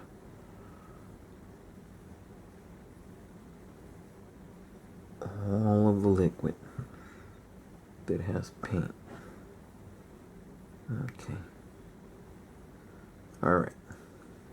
So that guy's done. Now we're going to do the flesh tones on the figures themselves, on the body.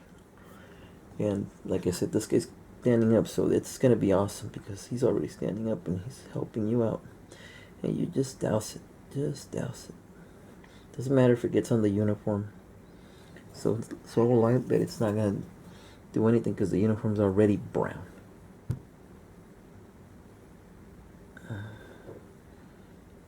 You're going to see how it wants to bead there. Beautiful.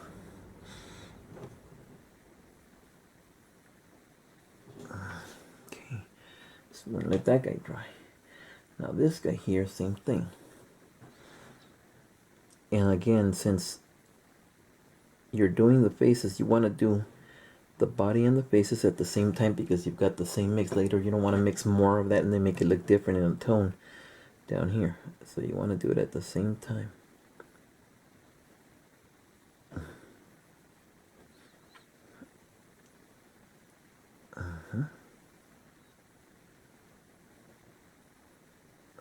Alright, now that we're done with that, we're going to let them dry, and then we're going to hit our figures with pastels. And that's pretty much for that guy there is what we're going to do. Next is the flesh. Okay, and now for the last wash. we're going to use just a dab of our Tamiya XF15 flat flesh. Now, the commander of the switch and losing is finished, and with the brown wash came out pretty much how I wanted him to come out. I like the tone. I'm happy with the tone. So he's not going to get a wash of flesh. He's pretty much good where he's at. You can see.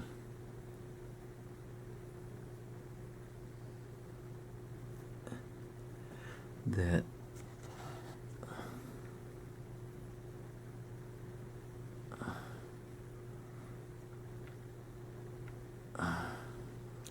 I like the way he came out.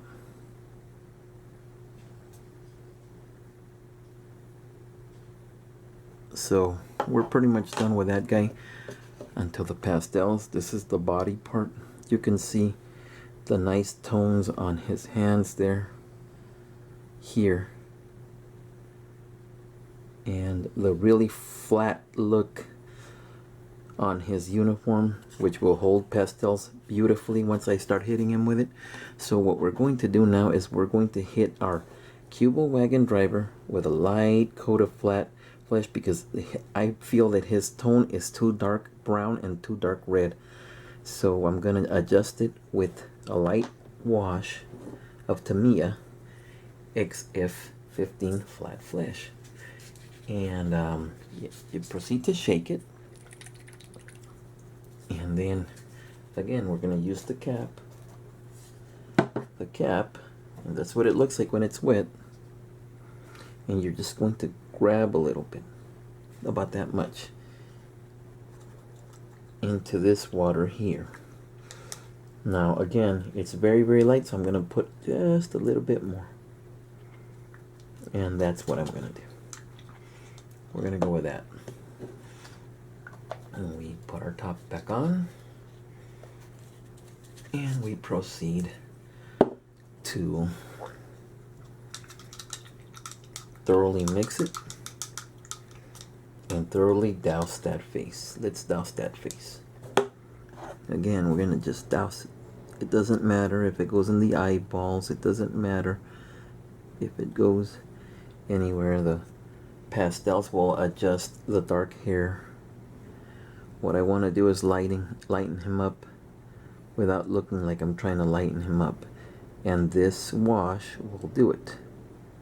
It'll light up his tone because it's made out of flat flesh, which is very light. The base I use, he's already been cleared, so you don't have to worry about any smearing or smudging because the lacquer dries nice and hard. And pretty much we're going to let him dry a little bit right there. Then we'll go back and pull the water out of his eyeballs, and we're going to do the same to his hands. Just let the big drop douse it.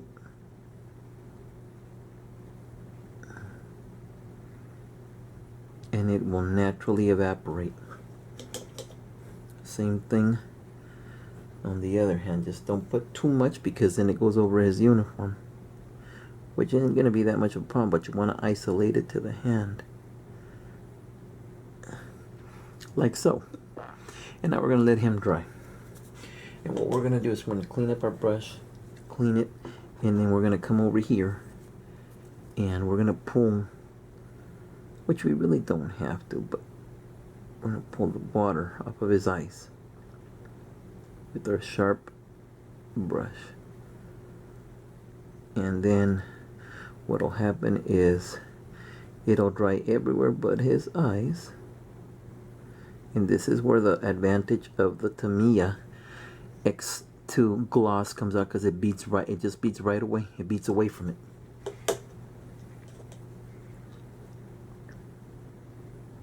Get his forehead. He's gonna be wearing a helmet, but nevertheless, you want to try to make him as uniform as possible. And there we are. Now we're gonna just let him dry up. Hit the bottom of his cheek.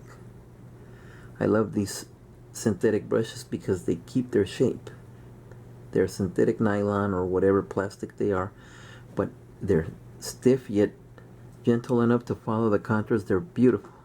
The whole set was $4, $5 at Michael's. So it's not like they're super expensive, or I use super expensive you know, brushes or whatever. No, it's just the way it is. And so we're gonna retouch. I'm gonna retouch here. Recap, okay, guys? Again, every figure starts just with a base of primer and then a base coat of this Tamiya XF15. When this dries, then we go to our this is the driver for the Panzer One. See, the hat hasn't been done yet, but the eyeballs have been done in Tamiya X2.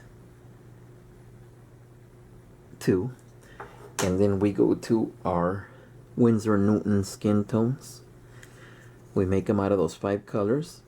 Then we proceed to clear it with Testors 1260. Then we give it an initial wash of light brown to uniform all of the skin and make it look uniform and not oil. And I think he came out excellent, as you can see.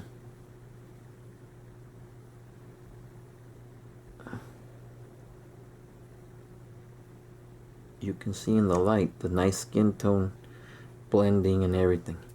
And then if he's too red and needs to be adjusted, then we give him a wash of Tamiya X. Oops, sorry, not wrong guy. Of Tamiya X15 to lighten him up like this guy. He just lightened up, see? And we adjusted the very red brown tone that he had to something that's acceptable. And now next we'll build it. We'll build them, and then we'll hit them with pastels, and then I'll show you the finished product in the next steps.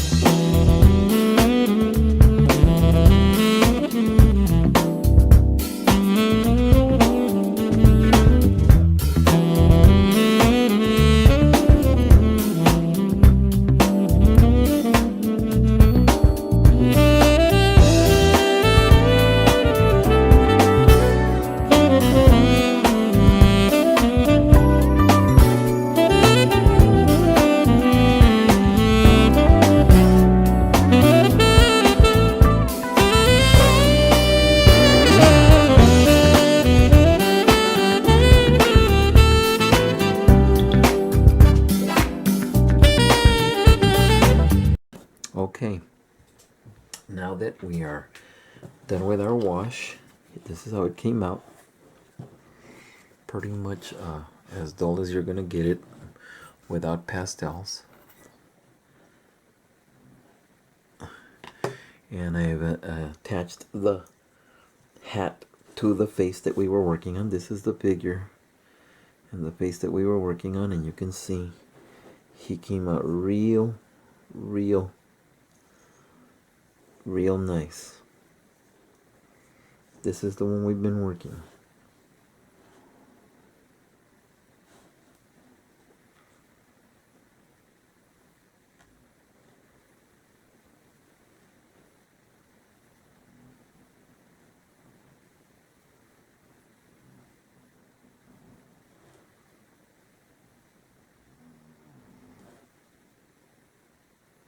Okay, so now what we're going to do is we're going to take our pastels and we're going to hit the whole uniform with black.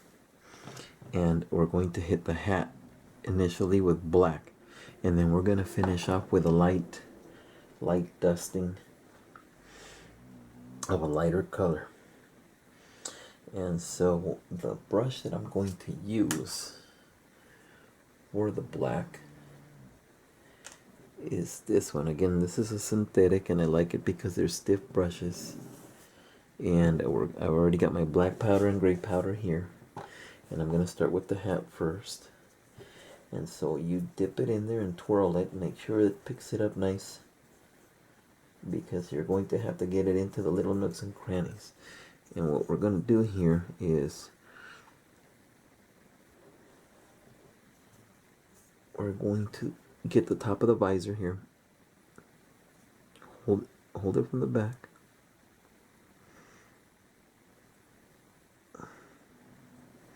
We're going to get the ridge here.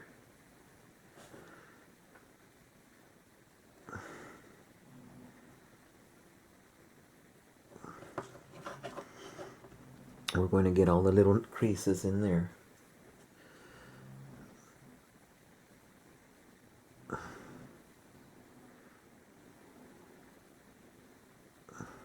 Can you see already? It's starting to pop out already. As we get it into the little creases.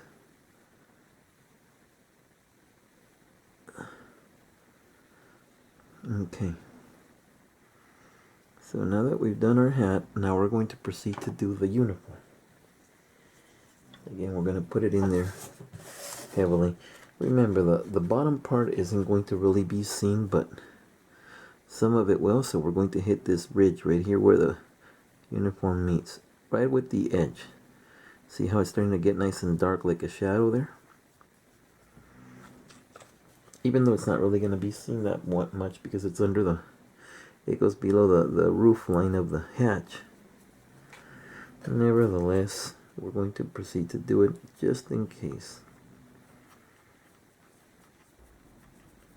Normally I would do all this, but that's not going to be necessary. Again, I'm about saving time, and let's get to the next thing. So that's to the extent that we're going to do that one. I'm going to use a stiffer brush for the finer details, and I'm going to use this one here.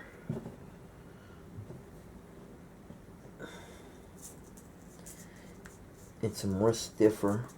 This used to have long bristles, but over the years it wore out, and to my benefit, because you get to hit it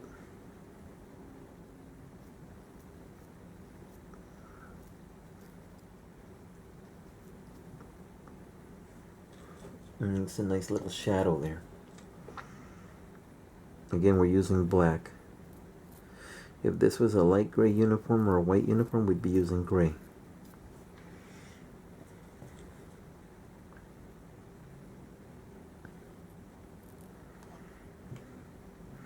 And you want to get into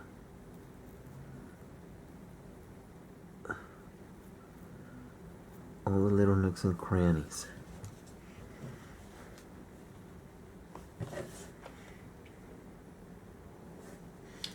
So you want to get it in there really good and hold it up against the light so you can see. Like right here. Like right here.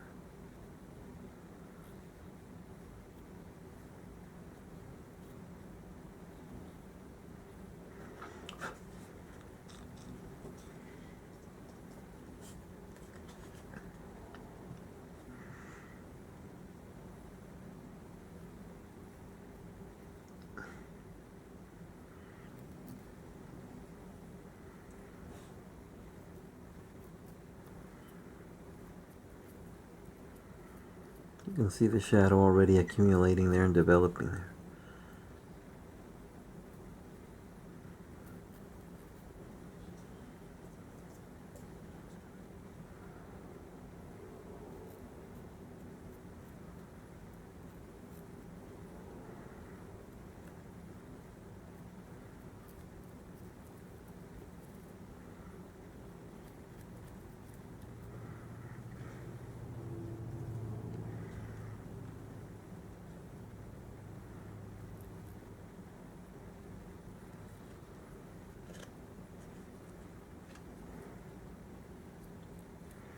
All the little nooks and crannies, all the little crevices.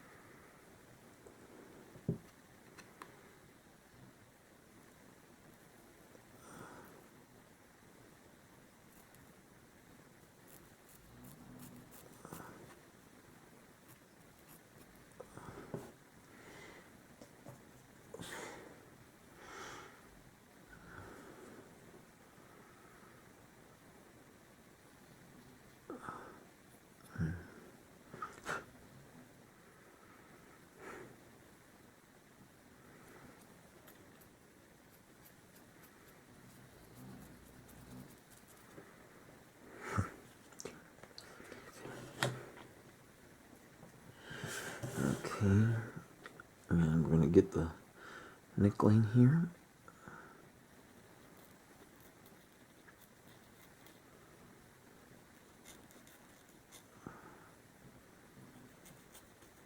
Nice.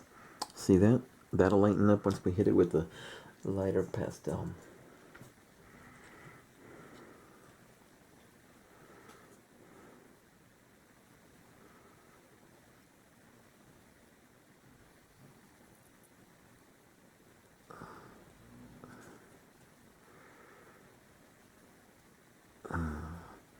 All these little nooks and crannies.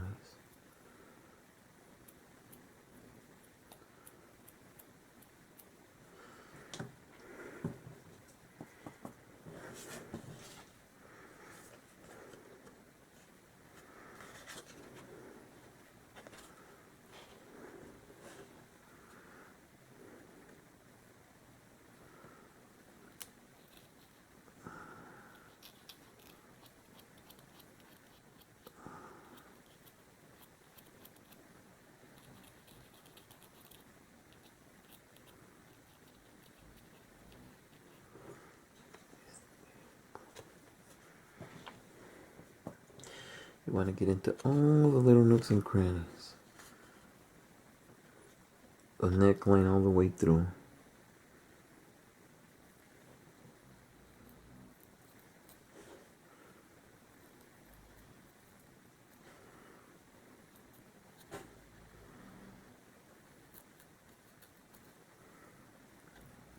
And again, this will lighten up once we hit it with the other lighter pastel.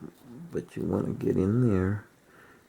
This brings out all of the detail. You can see there. And put it in there. Don't worry about the darkness of it or what have you. Like I said, once we start putting on the lighter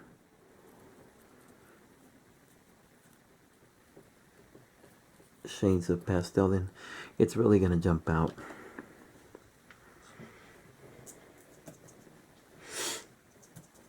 What we're going to do here is I'm going to follow through here, follow into this little crevice, come down over here, follow the pattern for the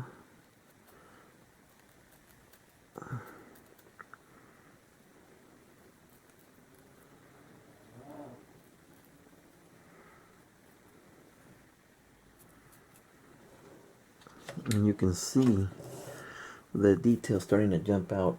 It looks like it's kind of dark, but don't worry, I'm going to show you how to adjust. And we want to get all of this area here.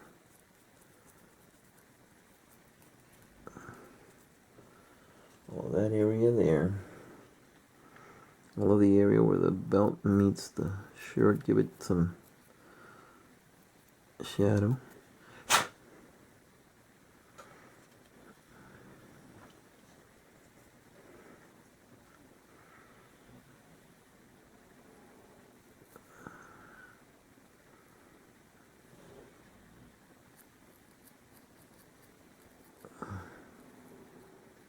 There's a line on the cuff. There's a line on the cuff right here. Go over it several times so that it starts recording itself, see?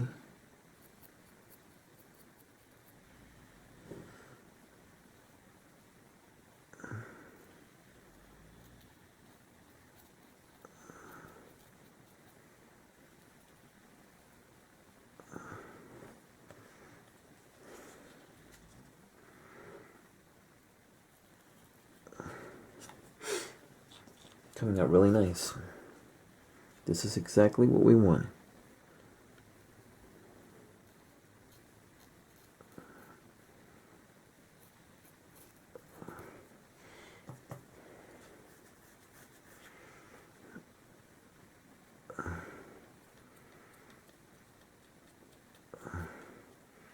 This is exactly what we wanted. What's transpiring right here is exactly what we wanted. Go over this line several times, even though it's going to probably be under. Let's get that line recorded.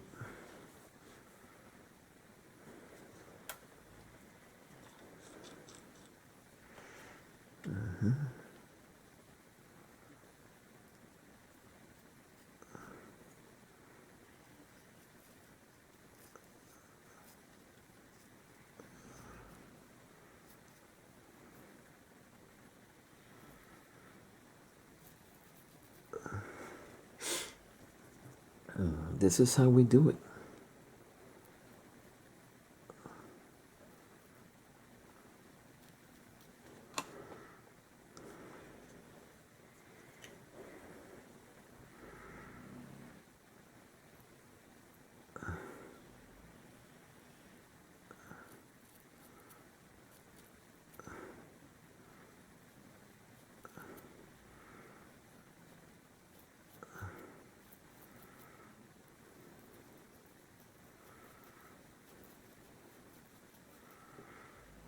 Beautiful. Okay, now you can see it really taking its form there.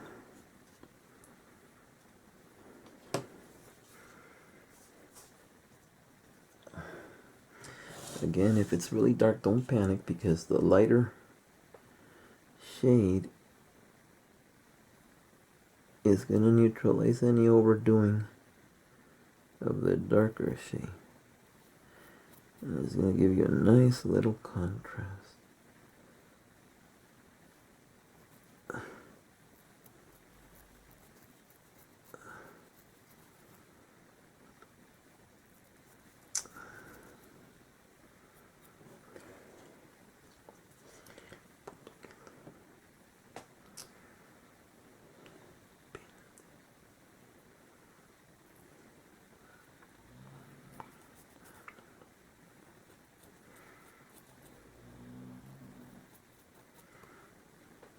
Beautiful.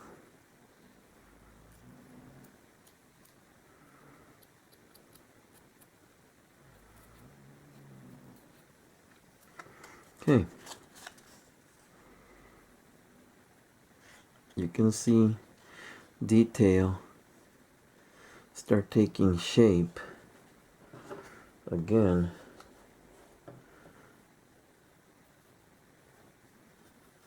We're going to adjust it also, don't have to panic.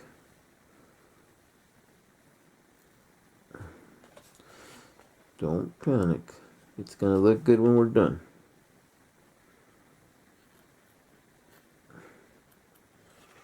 Okay. And now we give one more check of our... Okay. And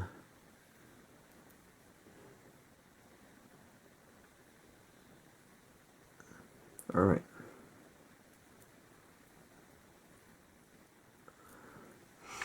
All right. So now, see, that was really easy and quick, right? So now what we're going to do is we're going to put this brush back, and we're going to get our lighter tone. And what we're going to use is we're going to proceed to use this brush here, which is a synthetic. It's been water dipped, and so it's dried a little stiffer. And we're going to proceed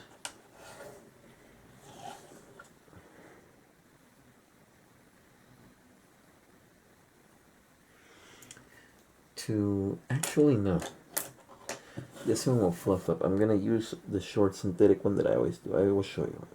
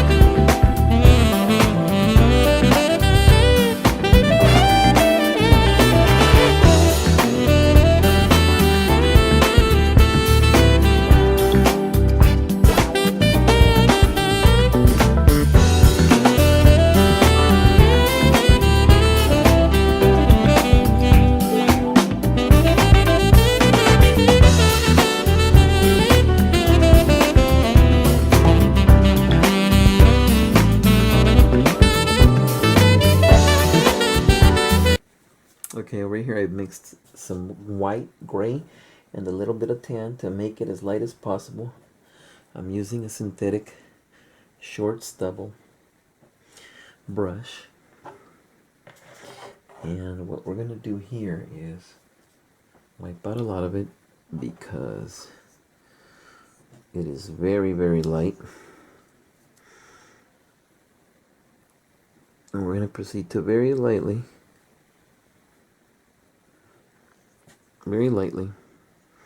hit the hat on our guy first.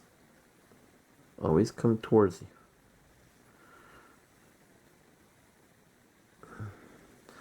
I'm going to hit the highlights here, the middle,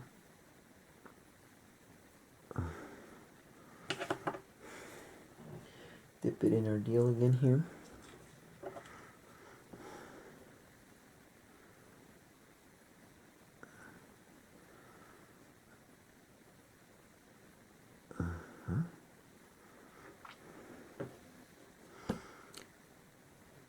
It's very hard to do it on camera, but now the band in the middle, you want to get it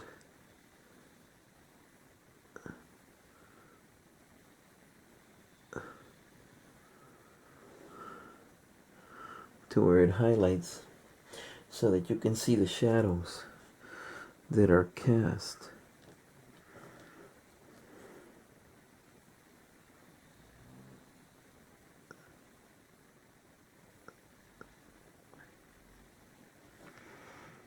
By the other shading.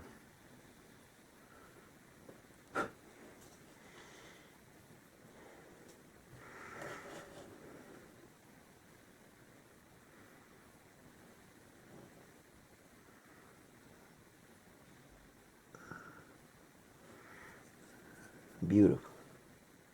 Just very lightly dip it into the pastel. This is the same color that we're going to use to highlight our fabric on the main figure here, but right now I'm working on the hat.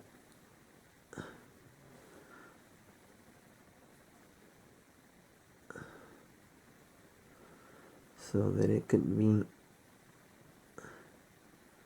seen better.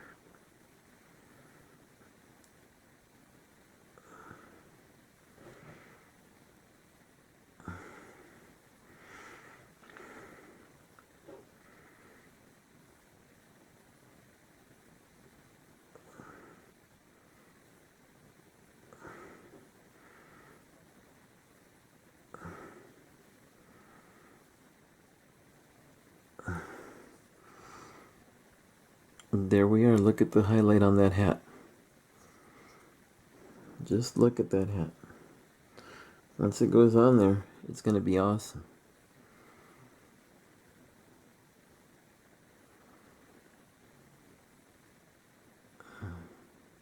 See that? The pastel gives it the look of cloth. And you can see the shadows cast by the darker shades. Beautiful. And you can even adjust the hair. Alright, so now we're going to do our main figure here.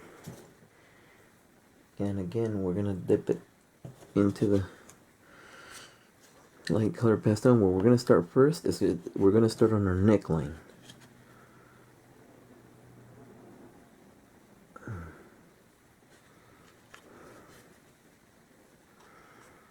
Start on our neckline and all the big flaps up here.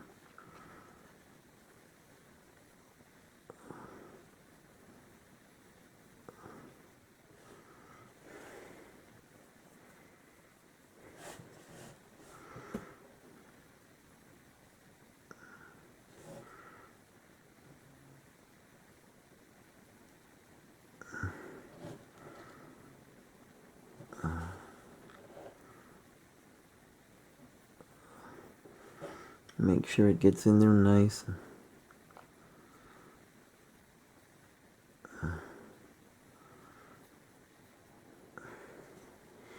Keep dipping it in your deal here. And all of the big bumps.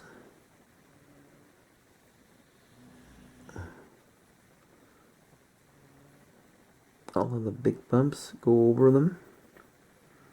You can see already it's starting to take the pastel and starting to get really dull.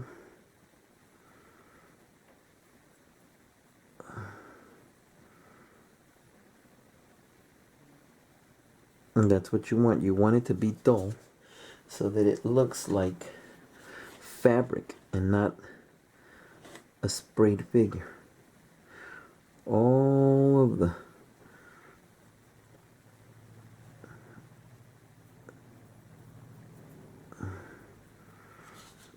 the uniform will get it. Especially the places where there's bulges, like the shoulders, where you have the shades of the nooks and crannies on the top of the bulges. Just go over and it starts accumulating like if you're dry brushing.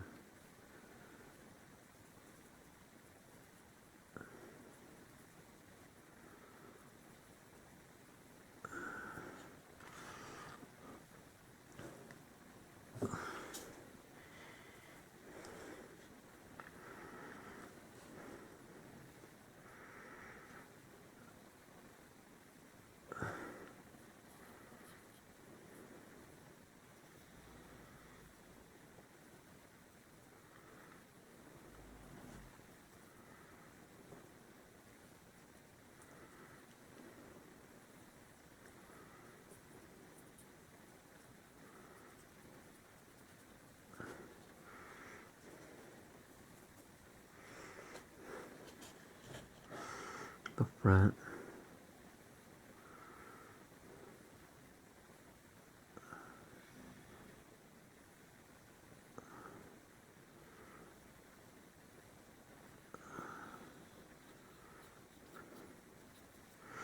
I told you not to worry about the pastels. You see, it's starting to get really dull. Highlighted where the bulges are, that looks faded, like real fabric.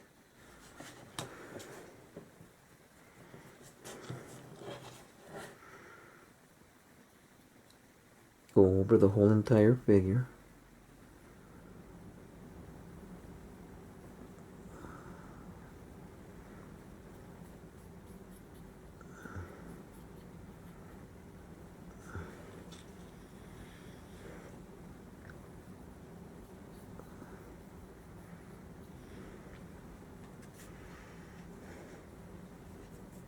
The whole entire figure.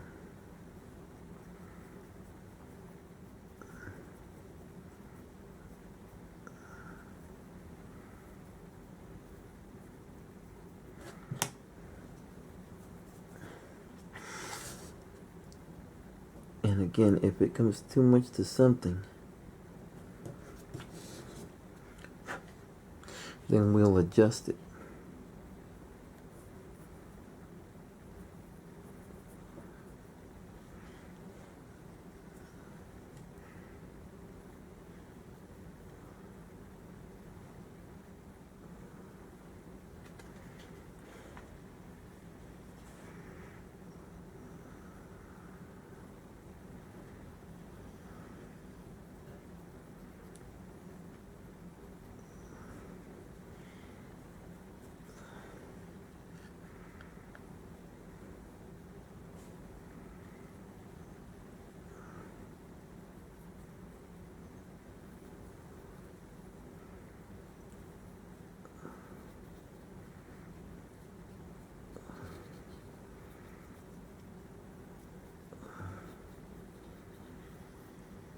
Beautiful.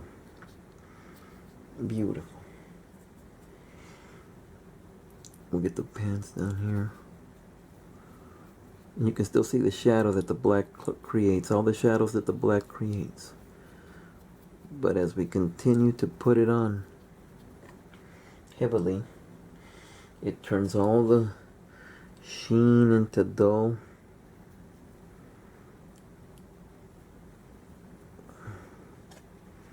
and overnight it'll really sink into the material, and by tomorrow morning it will look as dull as fabric.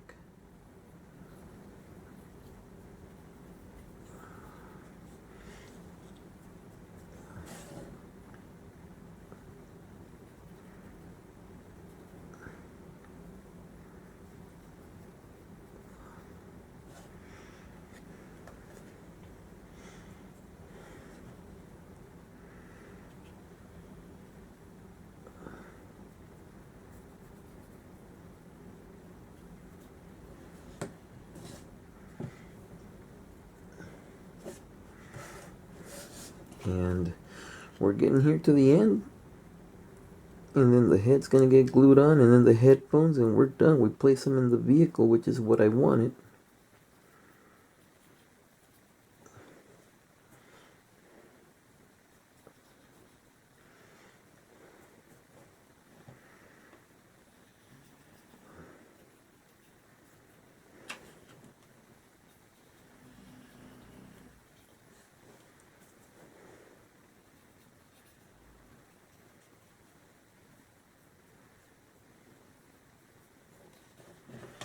Beautiful.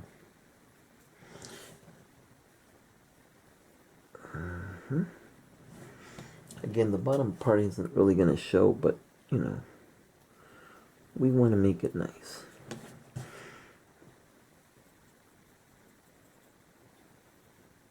Beautiful. Just beautiful.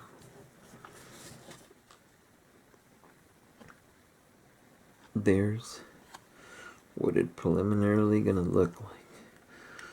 And what we're going to do is really emphasize these flaps here.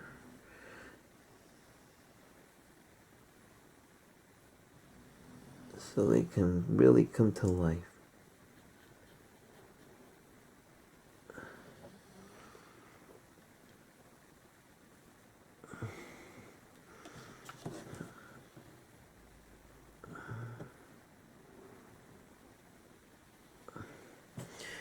We want to get it really nice and even, so put your finger there, hold it, run it across, there we go, run it across,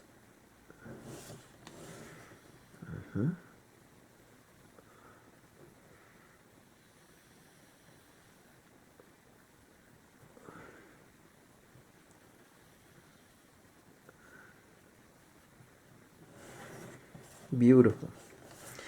And now you see how we make our pastels work for us. And so now what we're going to do is we're going to give it a light end dusting with one of these. And you just barely rub it. Just barely. To blend everything in. Beautiful. Just beautiful. Now, we're going to go back and adjust the black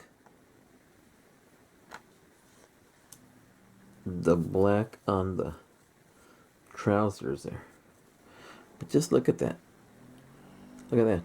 It looks like fabric. It does not look like it doesn't look like anything that has sheen on it, which is what we want. And so what we're going to do is we're going to take our brush, dip it into the black there, get it up, get off the excess, and just rub the belt. Nice.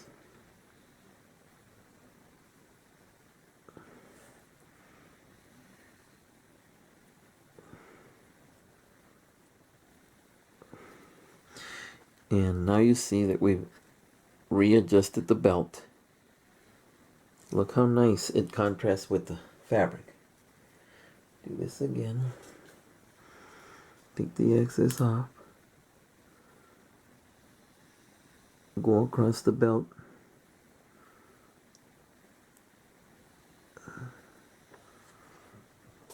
Look how nice it looks.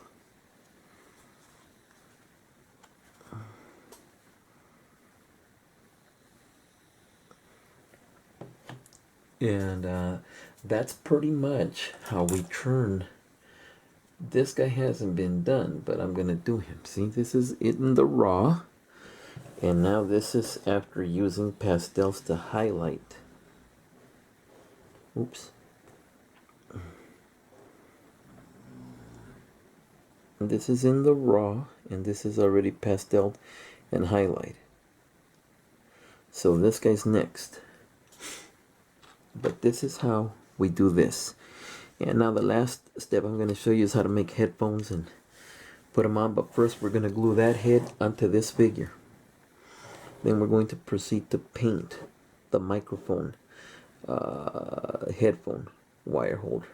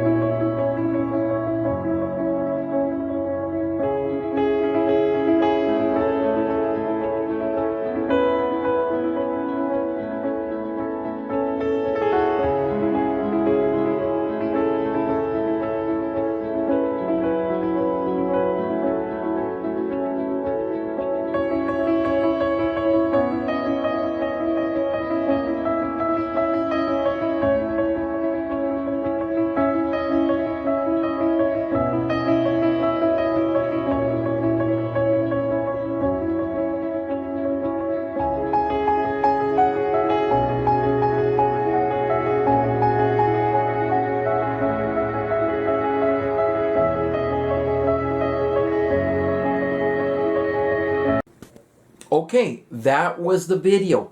I hope it helped you. I hope you enjoyed it. Have patience. Have patience.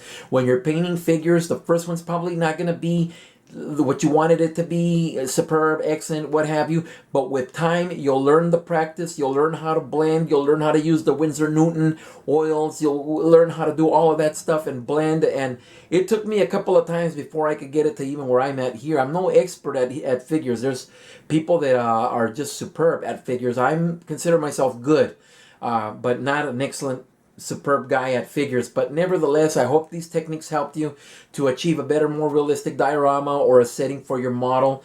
Again, big shout outs go out to World War II diorama page, the AFV group in Japan. I mean, just so many pages. Come visit us at Facebook, at the Facebook page at IPMS Sacramento, and then you can veer off from there. Want to give a shout out to the new selling page, which is Plastic Model Kits Sell and Trade USA. That is a superb page. Very great deals, excellent prices for anything modeling there. Check us out there. And, we're going to be in touch, and I'm going to be making some more videos. I'll show you some progress of some of my other stuff. And for now, Panzer Keel out. Happy modeling.